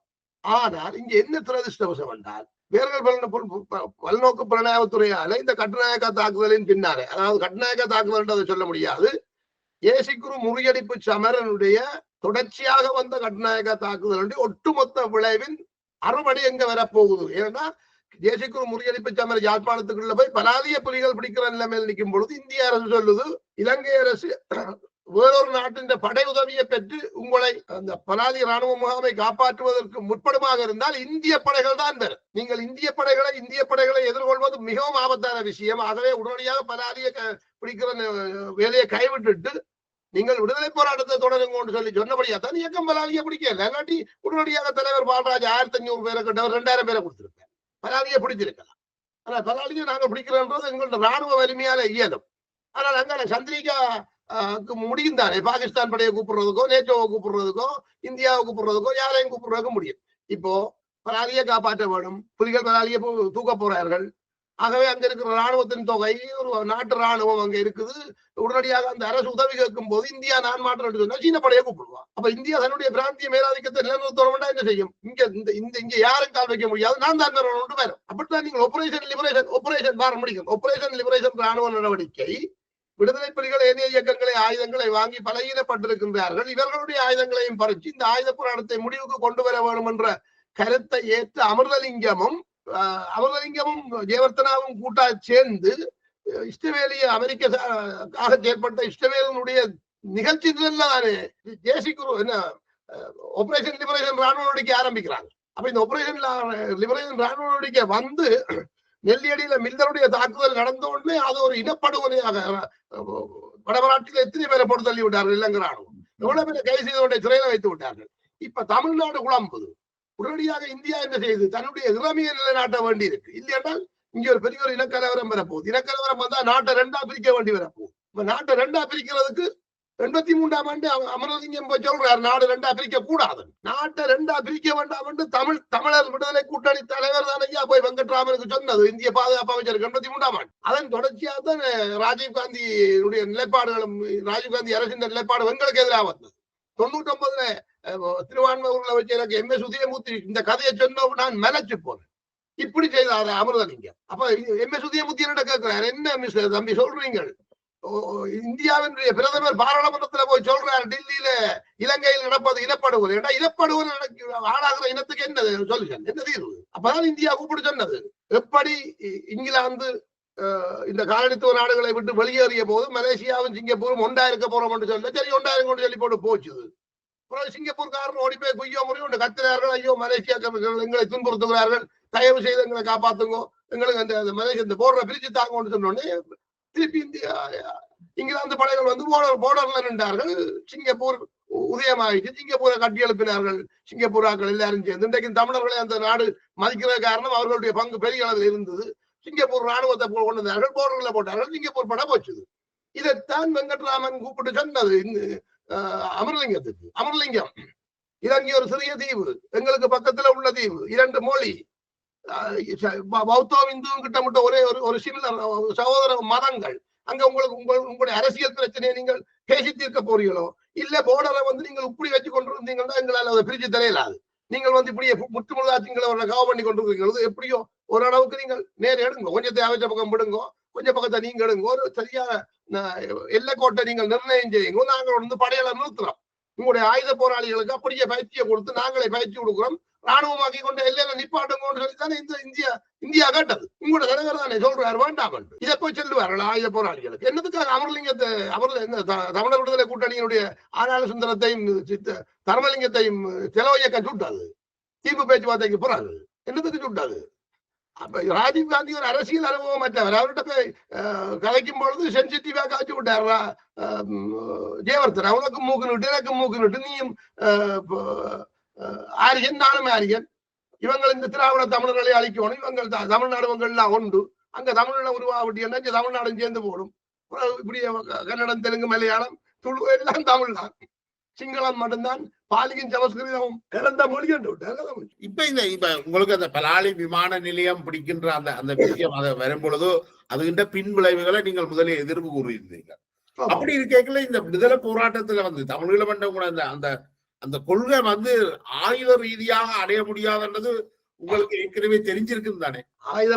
ஆயுத ரீதியாக அடைய முடியாது என்பது தெரிஞ்சுதான் இந்த சர்வதேச மத்தியஸ்தத்துடனான பேச்சுவார்த்தையில் ஒரு தீர்வு காணணும் என்ற காரணத்துக்காகத்தான் விஷயத்தை எல்லாம் தலைவருக்கு விளங்கப்படுத்திய போதுதான் தலைவர் எங்களுடைய போராட்டத்துக்கு எதிராக இந்திய இலங்கை படைகளுடன் செயற்பட்ட இயக்கங்களையும் இணைத்து தமிழர் விடுதலை கூட்டணியை இணைத்து நாங்கள் இந்த 6வது திருத்த சட்டத்துக்கு எதிராக எங்களுடைய மக்களின் விடுதலைக்காக ஆயுதமேந்திய போராட்ட இயக்கம் பாராளுமன்றத்துக்கு போக முடியாதுன்னு சொல்லி தமிழ் தேசிய கூட்டமைப்பை உருவாக்கி ஜென்மராஜா கஜேந்திரன், பத்மநாப சிதம்பரநாதன், செல்லக்கிளியம்மா என்ற தமிழ் பேரிப்ப வருவதில்லை, இவர்கள் எல்லாரையும் சேர்த்து விட்டு பாராளுமன்றத்துக்கு அவர்களுக்கு ஒரு வேலையும் கொடுத்து பேச்சுவார்த்தையில கிடைக்காத அதுல அதுக்கு பிறகு 2003 நீங்கள் ஒரு தலைவை கொடுத்தது. 2003 ஒரு உடன்படிக்கைக்கும் வந்த நீங்கள் வந்த நாங்கள் யுத்தத்தை ஆனா நாங்கள் அந்த விரும்பி கேட்கல. MOU-வை குறிச்சு மீண்டும் யுத்தத்துக்கு போனது, மாவிலார மூடி யுத்தத்துக்கு போனது நீங்கள் தானே, அதை தவிர்த்திருக்கலாம் தானே. அது நாங்கள் செய்யவில்லை. விடுதலை புலிகள் இயக்கம் யுத்தத்துக்கு போகவில்லை. மாவிலாற்றை மறிச்ச ஒரு காரணத்தை வச்சுக்கொண்டு நீங்கள் யுத்தம் நடத்தினு சொன்னாங்க, தவறு. நீங்கள் மாவிலாற்றை தான் பூட்டினதுன்னா ஓகே, நீங்கள் ராணுவத்தை முன்னகர்த்தி மாவிலாற்றை உடைச்சு திறந்து விட்டீங்களா, திருப்பி ராணுவம் பழைய நிலைக்கு போய் நின்று கொண்டு பேச்சுவார்த்தை நடத்தி இருக்கலாம். விடுதலை புலிகள் இந்த பேச்சு ரெண்டு காலகட்டத்தில் விடுதலை புலிகள் இந்த பிரச்சனைக்கு இலங்கை அரசோடு பேசி தீர்வு காண்பதற்கு ஏதாவது வாய்ப்பு இருக்கிறதா என்று பார்த்தது ஒன்று பிரேமதாஸ் ஆண்ட காலம், இன்னொன்று இந்த சர்வதேச மத்தியஸ்தத்துடன் வந்த காலம். இயக்கத்துக்கு 100% தெரியும். சந்திரிகா வந்த காலகட்டத்திலே வந்த எண்ணம் இருந்து நினைக்கிறேன். அப்படியா? சந்திரிகா ஆட்சிக்கு வரும்போது சந்திரிகா பிரேமதாசா 93ஆம் ஆண்டு மே 1ஆம் தேதி பிரேமதாசா படுகொலை செய்யப்பட்டதை தொடர்ந்து ஆளுமை உள்ள ஒரு அரசியல் தலைமை இல்லாமல் போன காரணத்தினால சந்திரிகாவை கொண்டு வருவதற்கு சிங்கள சமூகம் எடுத்த முயற்சி விடுதலை புலிகள் இயக்கத்தின் தலைமை வரையும் வந்து சந்திரிகாவின் உயிருக்கு நீங்கள் ஒருபோதும் பங்கம் விளைவிக்க கூடாது, அவருடைய கணவனையும் இழந்து விட்டாவ, அவரும் கூட போராளிகள் உங்களோட எல்லாம் நல்ல மாதிரி கிட்டுவார்கள் எல்லாம் யாழ்ப்பாணத்தில் வந்து சந்திச்சவர், கைதிகள் எல்லாம் விடுதலை செய்தவர், இந்த பிரச்சனைக்கு நீங்கள் சுமூகமா தீர்வு காண வேண்டும். ஆகவே சந்திரிகாவை இந்த அரசியலுக்கு பெறப்படுங்கோ, இந்த பிரச்சனையை பேச்சுவார்த்தையில தீர்க்கலாம். யார் இலங்கையின் ஜனாதிபதியாக வந்தாலும் அவர்கள் என்ன செய்வார்களோ அதைத்தான் சந்திரிகாவும் செய்ய முடியும். சந்திரிகாவின் உயிருக்கு ஒரு உத்தரவாதம் கொடுங்கோ, இலங்கைக்கு ஒரு நல்ல, நீங்கள் போராடுறதுக்கு ஒரு அர்த்தம் வேணும் என்று சொன்னால் உங்களுக்கு எதிரிலே ஒரு தகுதியான எதிரி வேணும். இன்றைக்கு நீங்கள் பிரேமதாசாவை அழைச்சாங்க, அவங்களை அரசியலை நாசம் பண்ணி போட்டு உங்களுக்கு ஒரு தீர்வு தருவது கூட ஒரு சரியான தலைமைத்துவம் இல்லை. சந்திரிகா விடுங்கொண்டு கேட்ட போது இயக்கம் அனுமதிச்சது. சென்ட் பீட்டர் தேவாலயத்தின் யாழ்ப்பாணத்தின் மீது சம்பந்தன் தரப்பினுடைய கதையை கேட்டுக்கொண்டு புலிகள் மாத்தியா குழுவினரை கைது செய்து விட்டார்கள், பதவியிலமா இருக்கிறார்கள், யாழ்ப்பாணத்தை அப்படி வன்னிக்குள்ள முடக்கு, நீலன் தீர்வு பொதி எழுதுறார், அதைத்தான் அதுக்கு புலிகளை எருமைகளையும் அழிக்கிறத தமிழர்கள் கண்டுகொள்ள மாட்டார்கள் என்று சொன்ன போது நப்பாசை வந்து சந்திரிகாவுக்கு நப்பாசை வந்ததோ அல்லது என்ன ரத்துவத்தைக்கு நப்பாசை வந்ததோ, அங்க இருந்தவர்கள் யாருக்கு வந்ததோ தெரியாது, அவர்கள் பட நடவடிக்கை யாழ்ப்பாணத்தை பிடிக்கிறதுக்கு வந்து பிடிச்ச போதுதான் பிரச்சனையாகி சென்ட் பீட்டர் தேவாலயத்தின் மீது குண்டு விழுந்த போதுதான் தலைவர் சந்திரிகாவுக்கு வழங்கிய உத்தரவாதத்தை அதிலிருந்து நான் அந்த பொறுப்பில் இருந்து நான் விலகுறேன் என்று சொன்னவர் என்று சொல்லி சொன்னால் தலைவர் மட்டும் இங்க இயக்கம் இல்லை. சந்திரிகா இப்படியான அநியாயோ போட்டு தள்ளணும் சொல்லி மற்றவர் போராளிகள் எல்லாரும் போர்படி தூக்கிறார். இவர் என்ன சொல்றேன், இல்ல நான் இப்படி சொல்லி போட்டேன், நீங்க சந்திரிகா ஒன்றும் செய்யாதீங்க, அவர் தமிழரை அழிக்கட்டும் சொல்லி கொண்டிருக்கலாமா? சொன்ன அவர் தலைவரா? அப்ப அவர் தன்னை தற்காத்துக் கொள்ள வேணும். அவர் உடனடியா விட்டு பண்ணி விட்டார். சந்திரிகாவுக்கு அந்த கடிதம் போய் நேரடியா கொடுக்கப்பட்டது. சந்திரிகா உயிரோடு இருக்கிறா, எந்த உலகத்தையாவது கூப்பிட்டு சொல்லுங்க சந்திரிகா இல்லையோ. அதே சந்திரிகா நீங்கள் 2004ஆம் ஆண்டு கருணா பிரிந்த பிற்பாடு மட்டக்களப்புக்கு நீங்கள் உங்களுடைய படையணியை அனுப்புகின்ற பொழுது, வன்னியிலிருந்து மட்டக்களப்புக்கு படையணி அனுப்புகின்ற பொழுது சந்திரிகா எந்த நடவடிக்கையும் எடுக்கல. சந்திரிகா விரும்பி இருந்தா தடுத்து இருக்கலாம், விடுதலை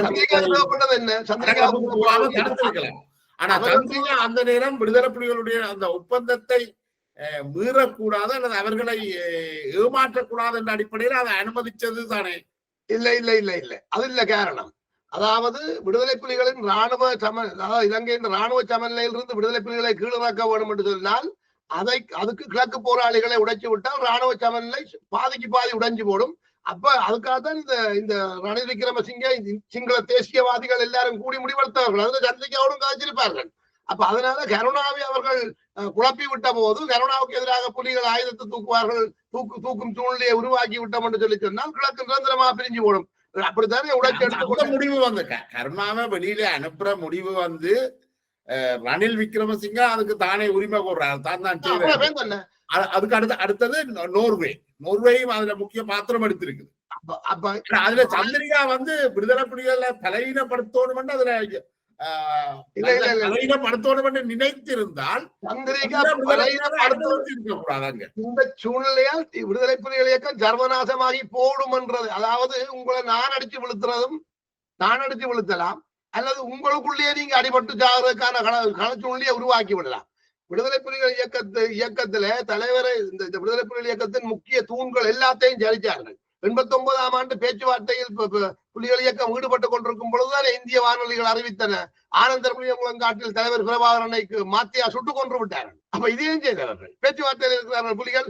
மாத்தியா தலைவர் பிரபாகரன் இறுதியாக மாத்தியாக என்ன நடந்தது? இதெல்லாம் மிகப்பெரிய புலனாய்வு சதிகள். அந்த புலனாய்வு சதியை புரிந்து கொள்ளாமல் கருணா ஆடிய தெருக்கூத்தால இவர்கள் ஆக்களை கொண்டு போய் அங்க நடத்துற சம்பவங்கள் எல்லாத்தையும் நாங்கள் பேச முடியாது. அதுல நிறைய பிள்ளைகள் இருக்கு. தலைவர் கருணா குழுவுக்கு எதிரான நடவடிக்கை தொடர்பிலோ அல்லது செலோ இயக்கத்துக்கு எதிரான கிட்டண்ணையினுடைய தலைமையில் நடைபெற்ற விஷயம் தொடர்பிலோ தலைவர் வழங்கிய அறிவுரைக்கு ஏற்ற மாதிரி இவர்கள் செயற்பட இல்லை. கிழக்கு மாநிலத்தில் என்ன நடந்தது? கிழக்கு மாநில போராளிகளை சுட்டு போட்டு தெருவழிக்கவே முடங்களை விட்டு விட்டாங்க. மக்கள் குழம்பின பிறகு தலைவருக்கு தகவல் வந்து அப்புறம் தலைவருடைய பிரபாகரன் சொன்னதாகத்தானே சொல்லப்படுது. அதாவது இனிமேல் யாரும் போகாத அளவுக்கு ஒரு பாடத்தை படிப்பீங்கன்னு சொன்னதாகத்தானே பதிவு சொல்ல. தலைவர் எங்கேயாவது வந்து அவர் சொன்னவர் எங்கேயாவது இருக்குதோ? அவர் சொன்னார், இவர் சொன்னார், ஒரு சொன்னார் சொல்லி சொல்றதெல்லாம் கதை இல்லை. விடுதலை புலிகள் இயக்கத்தின் ஒரு போராளியா நான் சொல்றேன். அப்படியெல்லாம் தலைவர் ஒரு விஷயத்தை கிழக்கு போராளிகளோ அல்ல எந்த போராளியும் சுட்டு போடுவான் அப்படியெல்லாம் சொல்ற ஆள் தலைவரும் இல்லை. அப்படியான ஆள் தலைமை வகிக்கவும் இல்லை விடுதலை புலிகள் இயக்கத்துக்கு. அதெல்லாம் சும்மா ஒரு இட்டு கட்டப்பட்ட போய். அதாவது அங்க இருந்த தளபதிகள் எடுத்த தவறான முடிவு. இவர்களுக்கு ஒரு நல்ல பாடம் படிப்பிக்கணும்னு சொல்லி போட்டு தலைவர் சொன்னது. அதான் முதல்வர் சொன்னேன். தலைவர் சொன்னது எல்லாரும் செய்தவை. தலைவர் அவ்வளோத்தையும் பிடிக்கண்டா அவ்வளோத்தையும் எப்படி பிடிக்கிறது? பல்வேறு வகையா பிடிக்கலாம். இருக்கிற வீடு வாசகத்தை கொளுத்தி அரைக்கும் பிடிக்கலாம். அதுல கிடக்கிறதையும் பத்திரமா வச்சு கொண்டும் பிடிக்கலாம். ராணுவம்ன்றது பேதானே. அதுக்கு நீங்க என்ன கட்டணம் அதை செய்யும். தூக்கி வச்சிருந்தா தூக்கி வச்சிருக்கும், போட்டு மிதிக்கண்டா போட்டு மிதிக்கும். இப்படித்தான் இதெல்லாம் எங்களுடைய விடுதலை போராட்டத்தின் மீது எங்களுடைய சக்திக்கு அப்பாற்பட்ட மிகப்பெரிய புலனாய்வு நடவடிக்கைகள். இதுகளெல்லாம் புரிஞ்சு கொண்டு நாங்கள் அடுத்த கட்ட நடவடிக்கை எடுக்கிறதுல எல்லாம் கதை முடிஞ்சுது. கடைசியா இப்ப இன்றைக்கு வாங்குவோம். இன்றைக்கு இந்த பிள்ளையான் குழுவை கொண்டே வச்சு இந்த கருணா குழுவை கொண்டே வச்சு எவ்வளவு படுகொலைகளை செய்திருக்கிறார்கள். இன்றைக்கு இந்த தமிழர் புலனாய்வு கழகத்தை அந்த பொம்பளை பிள்ளை எல்லாரையும் கொண்டே வச்சு இவங்களே ரேப் பண்ணிருக்கிறாங்களே. மோசமான விஷயம். அப்ப இப்ப இன்றைக்கு இந்த பிள்ளையானாக்களை எல்லாம் எப்படி தண்டிக்கணும்? ஏவிபி அதை செய்யறாங்க, நாங்கள் பாராட்டும். அதுவும் விடுதலை புலிகள் இயக்கத்துல இருந்துட்டு போய் இப்படியான வேலையை செய்தவங்க அப்படி சொன்ன தூக்கில போடுங்க. நாங்களே சொல்றோம், தூக்கில போடுங்க. பிள்ளைகள், அதாவது பிள்ளைகளாகத்தான் நீங்கள் பார்க்க வேண்டுமே தவிர விடுதலை புலிகள் இயக்கத்தின் மீது குற்றம் சொல்லணும் மட்டும் நினைக்காதீங்க. நான் ஒவ்வொரு ஈழத்தமிழர்களையும் பார்த்து கேட்டுக்கொள்கிறேன். இந்த போராட்ட காலத்தில் விடுதலை புலிகளின் பேரால் உங்களுடைய சகோதரங்களோ உறவுகளோ தாய்தம்பியோ யாராவது பாதிக்கப்பட்டிருந்தால் நாங்கள் அதுக்கு எங்களுடைய வருத்தத்தை தெரிவித்துக் கொள்கிறோம். ஆனால் ஒரு விடயத்தை மட்டும் நீங்கள் உங்களுடைய மனங்களில் நினைத்துக் கொள்ளுங்கள். விடுதலை புலிகள் இயக்கம் விஷமத்தனமாகவோ வீம்புக்கோ அல்லது அதிகார வரி பிடித்தோ நாங்கள் எங்கள் மக்கள் மீது ஒரு கை வைக்கிறதுக்கு கூட யாரையும் அனுமதிக்கவில்லை. நீங்கள் வேணுமென்றால் இந்த பேட்டி இருக்க பொதுமக்கள் போராளிகளை பார்த்து கேட்பார்கள். உங்களுக்கு சொன்ன தலைவர் சொன்னவர் அவங்களுக்கு அடிக்க சொல்லியாரு. அப்படி தலைவர் மீது தலைமை மீது நம்பிக்கை இருக்குது மக்களுக்கு என்று தலைவரே சொன்னார். அப்ப தலைவர் சொல்ற எல்லாத்தையும் இவர்கள் செய்தார்கள் என்று சொல்லி இல்லை. மற்றது தளபதிகளாக அவர்களுக்கு பதவிகள் வழங்கப்பட்டிருந்தாலே ஒரு சில தளபதிகள் ஒரு சில முடிவுகளை தவறாக எடுத்து விட்டார்கள். இப்ப மாவிலாத்த போட்டு சொல்லி தலைவர் சொன்னார். எங்கேயாவது உங்களுடைய ஆதாரம் இருக்கு? தலைவர் சொன்னார் மாவிலாத்த போட்டு. இப்ப இந்த கடந்த காலங்கள்ல தமிழீழ விடுதலை புலிகள் தெரிந்தோ தெரியாமலோ பல தவறுகளை இழைத்திருக்கிறார்கள். அந்த தவறுகள்ல பல உயிர்களும் இழக்கப்பட்டது. வெவ்வேறு இயக்கங்களை சேர்ந்தது பொதுமக்கள் இழக்கப்பட்டிருக்கிறார். இது தொடர்பில் இந்த தவறுகளை நீங்கள் ஏற்றுக்கொண்டு தமிழ் மக்களிட்டையும் இந்த ஏனைய அமைப்புகளிட்டையும் நீங்கள் மன்னிப்பு கேட்க தயாரா? அதாவது இது ஏற்கனவே விடுதலை புலிகள் இயக்கம் செயல்பாட்டில் இருந்த காலத்திலேயே இந்த இறுதி பேச்சுவார்த்தை நடந்து கொண்டிருந்த காலத்திலே இஸ்லாமிய மக்களுடைய தலைவர்களை கூப்பிட்டு இஸ்லாமிய மக்கள் வெளியேற்றப்பட்ட அந்த விடயங்கள் தொடர்பில் அவர்களுடன் பேசி இயக்கமே அது பல்வேறு விஷயங்களுக்கு இயக்கமே தீர்வு கண்டுவிட்டது. 90ஆம் ஆண்டு ஒரு நடைமுறை அரசாங்கத்தை உருவாக்கி அதுக்கு நீதி நிர்வாக கட்டமைப்பை பொறுப்பு கொடுத்தாச்சு. ஒரு போராளி குற்றம் செய்தால் கூட காவல்துறை பிடிச்சு விசாரிக்கும். அவர் மரண தண்டனைக்குரிய குற்றவாளி என்று சொல்லி நீதிமன்றம் கண்டால் விடுதலை புலிகளிடம் ஒப்படைப்பார்கள். விடுதலை புலிகள் மரண தண்டனை வழங்குவார். பொதுமக்களுக்குரிய தண்டனை விடுதலை புலிகள் இயக்கம் வழங்குவது. துவக்க வச்சிருந்தது விடுதலை புலிகள் இயக்கம். அதனாலே துவக்காலே செய்யணும் அதை விடுதலை புலிகள் இயக்கம் பார்ப்பார். அப்ப 90ஆம் ஆண்டுக்கு பிறகு வேற, 90ஆம் ஆண்டுக்கு முதல் வேற. 90ல இருந்து ஒரு 5 வருஷத்தை விடுங்க. அந்த ஒரு அரச கட்டமைப்பு ஒரு கட்டமைப்பாக வந்து முழுவதுக்கு ஒரு 5 வருஷம் வந்து அந்த 5 வருஷ காலத்துக்குள்ள இயக்கமும் அரசாங்கமுமாக சில வேலைகளை செய்து கொண்டிருப்பார்கள். அதுதான் இந்த துணுக்க முகாம் நடந்த சம்பவங்கள் சிலவற்றை நீங்க சொல்றீங்க. ஒரு 95க்கு பிறகு அது மேக்சிமம் கண்ணியமாக நடத்தப்பட்டது. ஏனென்றால் எல்லாரும் என்கிற மக்கள். தலைவர் பிரபாகரனும் தமிழீழத்துல பிறந்தவர் தான். தமிழீழத்தில் இருந்த தாயகப்பென்ற பிள்ளைதான். விடுதலை புலிகள் இயக்கத்தில் இருந்த எல்லாருமே இந்த மக்களின் பிள்ளைகள் தான். நாங்கள் இந்த காலகட்டங்களை விடுவோம், அது கூடி குறையெல்லாம் முன்னுக்கு பிரிவு வர. நான் கேட்கிறேன்டா, அனைத்து இயக்கங்களோட கையிலையும் இரத்தக்கரை இருக்கு. விடுதலை புலிகள் கடந்த காலங்கள்ல விடுதலை புலிகளுடைய செயற்பாடுகளால தமிழ் மக்களும் சரி, ஏழை அமைப்புகளையும் சார்ந்தவர்களும் சரி, தெரிந்தோ தெரியாமலோ பாதிக்கப்பட்டிருக்கிறார்கள், கொல்லப்பட்டிருக்கிறார்கள், உயிரிழந்திருக்கிறார்கள். இது தொடர்பில் விடுதலை புலிகளாக நாங்கள் அவர்களுக்கு மனவர்த்தம் தெரிந்து கொள்கிறோம், அவர்களிடம் மன்னிப்பு கோருகிறோம் என்று நீங்க சொல்றதுக்கு நீங்க தயாரா? அது ஏற்கனவே பல முறை சொல்லி போட்டோம். நீங்கள் இன்னொரு தரம் சொல்றதுல உங்களுக்கு பிரச்சனையா? எங்களுக்கு ஒரு பிரச்சனையும் இல்லை. நாங்கள் வந்து தெளிவான புரிதலோடு இருக்கிறோம். எங்களுடைய இயக்கத்தில் தவறுகள், பிழைகள், குற்றங்கள் நிகழ்ந்தன, நிகழும். ஒரு இயக்கம் என்றால் அப்படித்தான் இருக்கும். பல ஆயிரம் பேர், 20,000 30,000 போராளிகளை கொண்ட பல கட்டமைப்புகளை கொண்ட எங்களுடைய இயக்கத்தில் பல தவறுகள் நிகழ்ந்திருக்கிறது, குற்றங்கள் நிகழ்ந்திருக்கிறது. அதுக்கு இயக்கமாக இருக்கும் பொழுது இயக்கம் அதில் சம்பந்தப்பட்டவர்களுக்கு தண்டனையும் வழங்கி இருக்கிறது. இப்படியான சம்பவங்கள் எல்லாம் எங்கள் போராட்ட காலத்தில் நடந்ததை நாங்கள் மறக்க இல்லையே. கைதிகள் விசாரணையின் போது கொல்லப்பட்ட சம்பவங்கள் நடக்க இல்லை என்று நாங்க சொல்றோமா? உண்மையான போராளிகள் இல்லையே, நடந்திருக்கு. அதுக்கான விசாரணைகள் நடந்திருக்கு. சம்பந்தப்பட்டவர்கள் எந்த அடிப்படையில் அந்த கைதி உயிரிழந்தார் என்றதுக்கு அவர் பதில் சொல்ல வேண்டியவராக இருந்திருக்கிறார். அவர் சிறையில கூட இருந்திருக்கிறார். வெளியில உங்களுக்கு தெரியாததுக்கு நாங்கள் பொறுப்பு. நாங்கள் பொதுவாக உள்ளமதியாக நீங்கள் மனம் பெறுகிறீர்கள், மன்னிப்பு கேட்கிறீர்களா? முல்லைமதியாக மட்டுமல்ல, ஒட்டுமொத்த விடுதலை புலிகள் இயக்க போராளிகளாக நாங்கள் இப்படியான சம்பவங்கள் எங்களுடைய இயக்கத்தின் பேரில் உங்கள்கிட்ட மீதாவது மனஸ்தாபங்கள் இருந்தால் அதை இந்த விடுதலை போராட்ட காலத்தில் நிகழ்ந்த அனர்த்தங்களாக நீங்கள் புரிந்து கொள்ள வேண்டும்.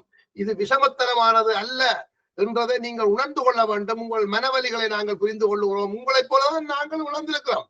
நாங்கள் ஒவ்வொரு களத்திலையும் 100, 200, 500, 1000 போராளிகளை இழந்தவர்கள் தானே. ஆனரவை பிடிக்கணும் என்று சொல்லி போய் தலைவர்கிட்ட கேட்ட போது 1500 பட்டியடிச்சு வச்சுட்டு வாங்க, ஆனரவை பிடிக்கிறத பற்றி யோசிக்கலாம் என்று தானே இருக்கிறது. 900 போராளிகளை பதவி கொடுத்துட்டு தானே விட்டு வந்தவர்கள் பிடிக்கலாம். அப்ப அந்த 900 பேருமே நாங்கள் 100 துரோகிகளை சுட்டுக் கொண்டதை பற்றி நீங்க கலைக்கிறீர்கள். 1000 கரும்புலிகள் போய் படித்து வீரச்சாவடைந்திருக்கிறார்கள். பல 40,000 போராளிகள் கொண்டிருந்தா கூட பரவாயில்ல. நீங்கள் அவர்களை துரோகியாண்டு முத்திரவர்களாலே பிரச்சனை. அது எவ்வளவு தூரம் துரோகியா இல்லையான்னு தெரியாது. அதுல தெளிவா இருந்து கொள்ளுங்க. புலிகள் இப்ப மரண தண்டனைக்கு நான் எதிரானவன். நான் விடுதலை புலிகள் இயக்கத்துக்கு போக முதல்லேயே மரணம் தண்டனை என்ற புத்தகத்தை படிச்சுட்டு தான் போனேன். மரணம் ஒரு தண்டனை அல்ல. அது ஏதோ ஒரு குற்றச்சாட்டுக்காக ஒருத்தரை கொலை செய்கிறீர்கள்.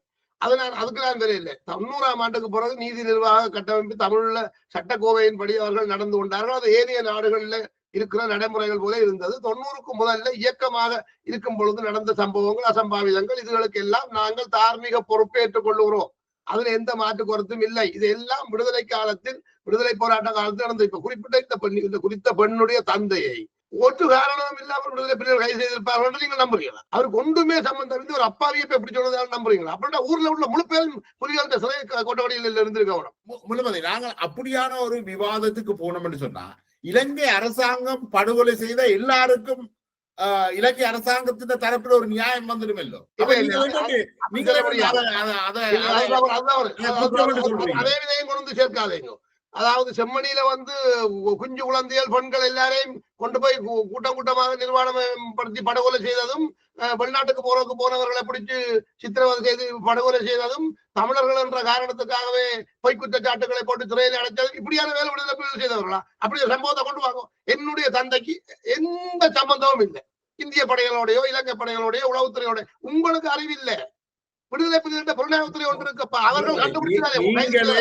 நீங்களே என்னுடைய நேர்காணல்ல சொல்லி இருக்கிறீர்கள், ஜெயத்தான் வன்னி தளபதி ஒருவர் அவருடைய நிகங்களை எல்லாம் கலட்டி பிடுங்கி சித்திரவதை செய்த பிறகும் அவர் உங்களுடைய இயக்கத்துல இருந்தவர் என்று நீங்க சொல்லி இருக்கிறீங்க. சரிதானே? அவருடைய நிகம் எல்லாத்தையும் நீங்கள் ஏன் பிடுங்கினீங்கள் என்றால் உங்களுக்கு அவர்ல சந்தேகம் இருந்தது. நீங்கள் ஏற்றுக்கொள்றீங்களோ இல்லையோ? நீங்கள் தமிழீழத்தின் ஒரு ஒப்பற்ற மாவீரன் இன்றைக்கு இறுதி நேரத்தில் அங்க வீரச்சாவடைஞ்ச தளபதிகளுக்கு, போராளிகளுக்கு தமிழீழ மண்ணை தன் கையோடு வைத்துக் கொண்டு வீரச்சாவடைந்த ஒரு ஒப்பற்ற மாவீரன் ஜெயம். இந்த ஜெயம் சிறையால வெளியில வந்த உடனே எனக்கு சொன்ன கதை, சின்னவன் குப்பியை எதிரியோட முடிவடைக்கதான் கடிக்கணும் இல்லப்பா, எங்கள்ல எந்த குற்றச்சாட்டும் இல்லை, கொண்டு அடிச்சு புரிப்பாங்கன்னு அப்பவே கடிச்சுட்டாலும் நல்லதுடாப்பான்னு சொல்லி இப்படியே சொன்னவர். அதாவது இப்படி வலி வேதனைகளை போராளிகளாகிய நாங்களே எதிர்கொண்டுதான் நாங்கள் போராடுகிறோம். சுமக்கலாம், போராளிகள் சுமக்கலாம். இயக்கத்துல இருக்காதவனே நம்ம சுமக்க வேணும். இயக்கத்துல இருக்காதவனை நாங்கள் சுமக்க சொல்லி இல்லையே. அப்படின்னா அவர்களை தானே 1500 பேரை ஒரு சிறைச்சாலையிலுக்கு வச்சிருந்தீங்க. தீர்மானிக்கிறீங்கள். இப்ப நாங்கள் என்னென்றால் அரசாங்கம் வேற, சட்டம் புரிம்பா இருக்கணும், தண்டனை கொடுக்கிறவன் புரிம்பா இருக்கணும். ஆனால் உங்களோட நிர்வாகத்துல எல்லாமே உண்டாயிருந்தது. அப்ப இப்ப ஜெயத்தான் கொஞ்சம் தவறு இருந்தார். ஜெயத்தான் உயிரோட இருந்தபடியால் தப்பிட்டார். அப்படி இல்லைன்னு அவர் முதலே செத்திருந்தா அவரும் துரோகிதான். அது உண்மைதான். அப்ப அதே மாதிரி தானே மற்றவைக்கும் கனவேருக்கு நடந்திருக்கு. இப்படி சம்பவங்கள் நிகழையில்லை என்று நாங்கள் மறக்கிறோமோ? இல்லை. அதைத்தானே முத்திர குத்துறது ஒரு பெரிய பிரச்சனை இல்லை. நீங்க எதை வச்சுக்கொண்டு முத்திர குத்துறீங்க? எல்லாரையும் முத்திரை குத்துறது தவறு ஜெயபாலன் சொல்ல முடியாது. நீங்க வச்சிருந்தவன முத்திர குத்துறீங்க, முத்திர குத்துறீர்கள், கல்வியாளர்களை முத்திர குத்தி இருக்கிறீர்கள், படித்தவர்களை முத்திர குத்தி இருக்கிறீர்கள். பிழையாக குத்தப்பட்ட முத்திரைகள் பிழையாக குத்துற முத்திரைகள் தான். அதுக்காக சரியாக குத்துற முத்திரைகளையும் பிழையானதுக்குள்ள ஒன்றே நீங்கள் போடக்கூடாது. பிழையாக குத்தப்பட்ட முத்திரைகள் பிழையாக குத்தப்பட்ட முத்திரைகள் போய் தேடி பிடிக்கலாம். முள்ளமாதி இப்ப இருக்கிற சூழல்ல புரிஞ்சு கொள்ளுங்க. 5 விரல்கள் உள்ளடங்கினதுதான் கை. இப்ப பாருங்க, இந்த இதுல 5 விரல் இருக்கு, இங்கே 5 விரல் இருக்கு பாருங்க. இங்க கொஞ்சம் வேறுபாடு ஒன்று இருக்கு. ஒரு விரல்ல கட்டு துண்டு போடப்பட்டிருக்கு. இதுதான் இயற்கை. இதை நீங்கள் ஏற்றுக்கொள்ளதான், இந்த 2 கையையும் ஏற்றுக்கொள்ளதான். அப்ப இதை ஏற்றுக்கொள்ள மாட்டோம் என்று சொல்லி அடம் பிடிச்சால் புத்தன் நான் எந்த பாவம் செய்ய மாட்டேன் பாவம் செய்ய இருந்த மாதிரி தான் எங்களால விளக்கம் சொல்ல முடியும். நாங்கள் முடிஞ்ச அளவுக்கு மேக்சிமம் முயற்சி செய்யறேன். நானும் முயற்சி செய்யறேன். இதை விளங்கிக் கொள்றதுக்கு நானும் பல்வேறு முயற்சி எடுக்கிறேன். இது எங்க கொண்டே நாங்கள் இதுக்கு ஒரு முற்றுப்புள்ளி வைக்கிறோம். இன்னொரு விஷயம், இப்ப நான் உங்களை போன்ற ஒரு விமர்சகருக்கு முன்னால் தோன்றி விடுதலை புலிகள் இயக்கத்தின் சார்பில் இந்த விஷயத்தை கலைக்கிறோம் என்றதிலேயே நீங்கள் புரிந்து கொள்ள வேண்டும். உங்களுக்கு எவ்வளவு பெரிய அழுத்தம் வருமென்றது இதுல இருந்து நீங்கள் புரிந்து கொள்ள வேண்டும். எங்களுடைய இனத்தை நாங்கள் எவ்வளவு தூரம் ஆழமாக நேசித்திருக்கிறோம், நாங்கள் எவ்வளவு விலை கொடுத்திருக்கிறோம், என்னென்ன நடந்திருக்கு சொல்லி எங்களுக்கு தெரியும். என்னுடைய தந்தை தேச துரோகியாக இருந்தால் அவரை சுட்டுக் கொள்ளுவது, நான் சுட்டுக் கொள்ள மாட்டேன். அவர் என்னுடைய தந்தை, நான் சுட்டுக் கொள்ளவே விரும்ப மாட்டேன். ஆனால் அவர் தண்டிக்கப்படக்கூடாது என்று நான் சொல்ல மாட்டேன். அதே நேரம் ஒரு தேச துரோகியாக இல்லாமல் தேச துரோகி ஆக்கப்பட்டால் அது விதிவிலக்கான பிரச்சனை. அப்படி ஆக்கப்பட்டிருந்தால் அது இயக்கம் செய்த ஒரு குற்றம், ஒரு தவறு என்று நான் சொல்லுவேன்.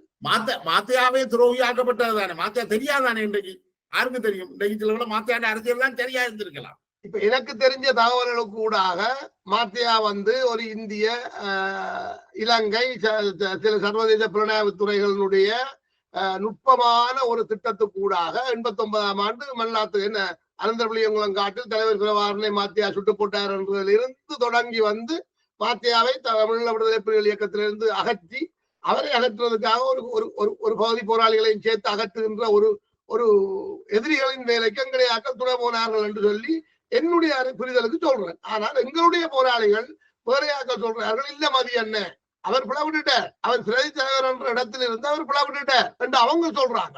விசாரணையில சம்பந்தப்பட்டவங்க அந்த விடயங்களோட நீங்களே ஏற்றுக்கொள்வீர்கள் தானே?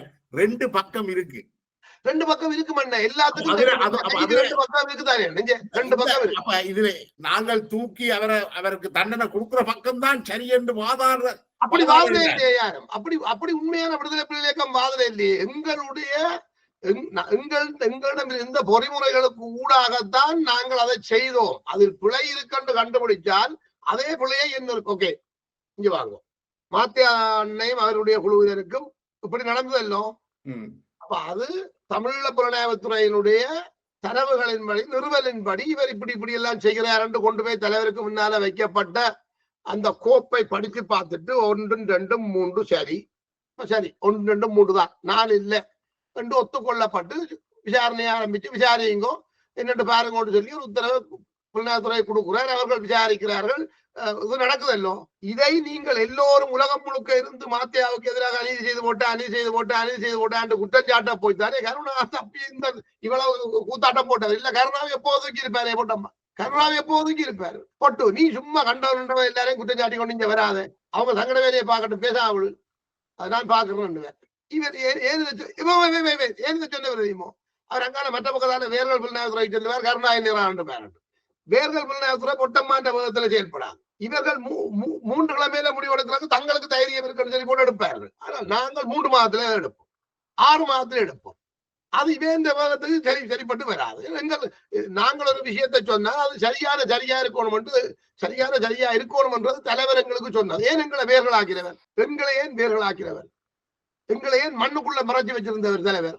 உங்களுக்கு எதுவும் இல்லையாப்பா. விடுதலை புலிகள் இயக்கத்துல சைபர் டீம் என்றும் ஒன்று இருந்தது, உச்சக்கட்ட பாதுகாப்பா. நீங்க அதுக்கு வேற ஒரு பொருளும் இருக்கு. சைபருக்கு எந்த பெருமானமும் இல்லை. அதுக்கு முன்னால 1 5 10 போட்டிங்கள தான் பெருமானமே வேறு. அப்ப நீங்கள் பூச்சியங்கள் உண்மையா இருங்கோ, உங்களுக்கு ஒன்றும் கிடையாது. வேர்கள் புலனாய்வுத்துறைக்காரர் ஒருபோதும் விடுதலை புலிகள் இயக்கம் கூப்பிட்டு இவர் புலி என்று சொல்ல மாட்டது. தமிழகத்தில் அறிவிக்கிறோம் என்றுதான் சொன்னாங்க. வேர்கள் புலனாய்வுத்துறையிலிருந்து உயிர் விட்டவர்கள் யாரையும் விடுதலை புலிகள் இயக்கம் எங்கேயும் அறிவிக்கல. அவருடைய வீட்டுக்கு கூட கடைசி வரையும் சொல்லல. எனக்கும் தெரியா, யாருக்கும் தெரியா இத்தனை பேர் வேர்கள் புலனாய்வுத்துறையிலிருந்து புலிகள் இயக்கத்தில் சேர்த்தவர்கள். இப்படியும் ஒரு கட்டமைப்பை தனக்குள்ள வச்சு கொள்ற தலைவர் என்ன சொல்லுவார்? போட்டு என்னட்ட வேர்கள் புலனாய்வுத்துறை என்று ஒன்று இருக்குது, நீங்கள் சொல்றதை நாங்கள் அவையை கொண்டிருக்க சரி பார்த்துட்டு சொல்லட்டேன்னு சொல்லுவாரோ. சொன்னா இவற்றை கந்தலா போடுமல்லோ.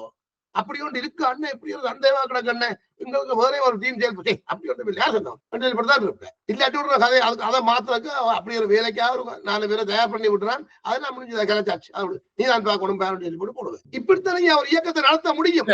அதுவுமே ஒரு ராணுவ கட்டமைப்பை தக்க வைக்கிறன்றது அவ்வளவு இலகுவான விஷயம் இல்லை. ஒரு அரசியல் கட்டமைப்பை நாங்க எப்படியும் வடிவமைச்சிட்டு போகலாம். இப்ப ராணுவ கட்டமைப்பை தக்க வைக்கிறது பெரிய பிரச்சனை. அதுல இப்ப நாங்கள் இப்போ இதுவரைக்கும் பேசின அவ்வளவு பிரச்சனைகளும் சர்வ சாதாரணமாக நிகழும். அதை நாங்கள் எல்லாருமே ஏற்றுக்கொள்ளத்தான் வேணும். எல்லா தரப்பினரும் அதை ஏற்றுக்கொள்ளத்தான் வேணும். உண்மையிலேயே கருத்துக்களை கூட கருத்துக்களை மிக தெளிவாகவும் மிக உறுதியாகவும் வெளிப்படுத்தியமைக்கு மிக்க நன்றி உள்ள மதிப்பு. நானும் நீங்களும் கலைச்சித முடிவுகள் ஓரிரு விவாதங்களை வராது. ஆனால் இது ஒரு புரிதலை கொண்டு வரும் என்று நான் நம்புறேன். நாங்கள் தொடர்ச்சியாக பேசுவோம். நன்றி, வணக்கம்.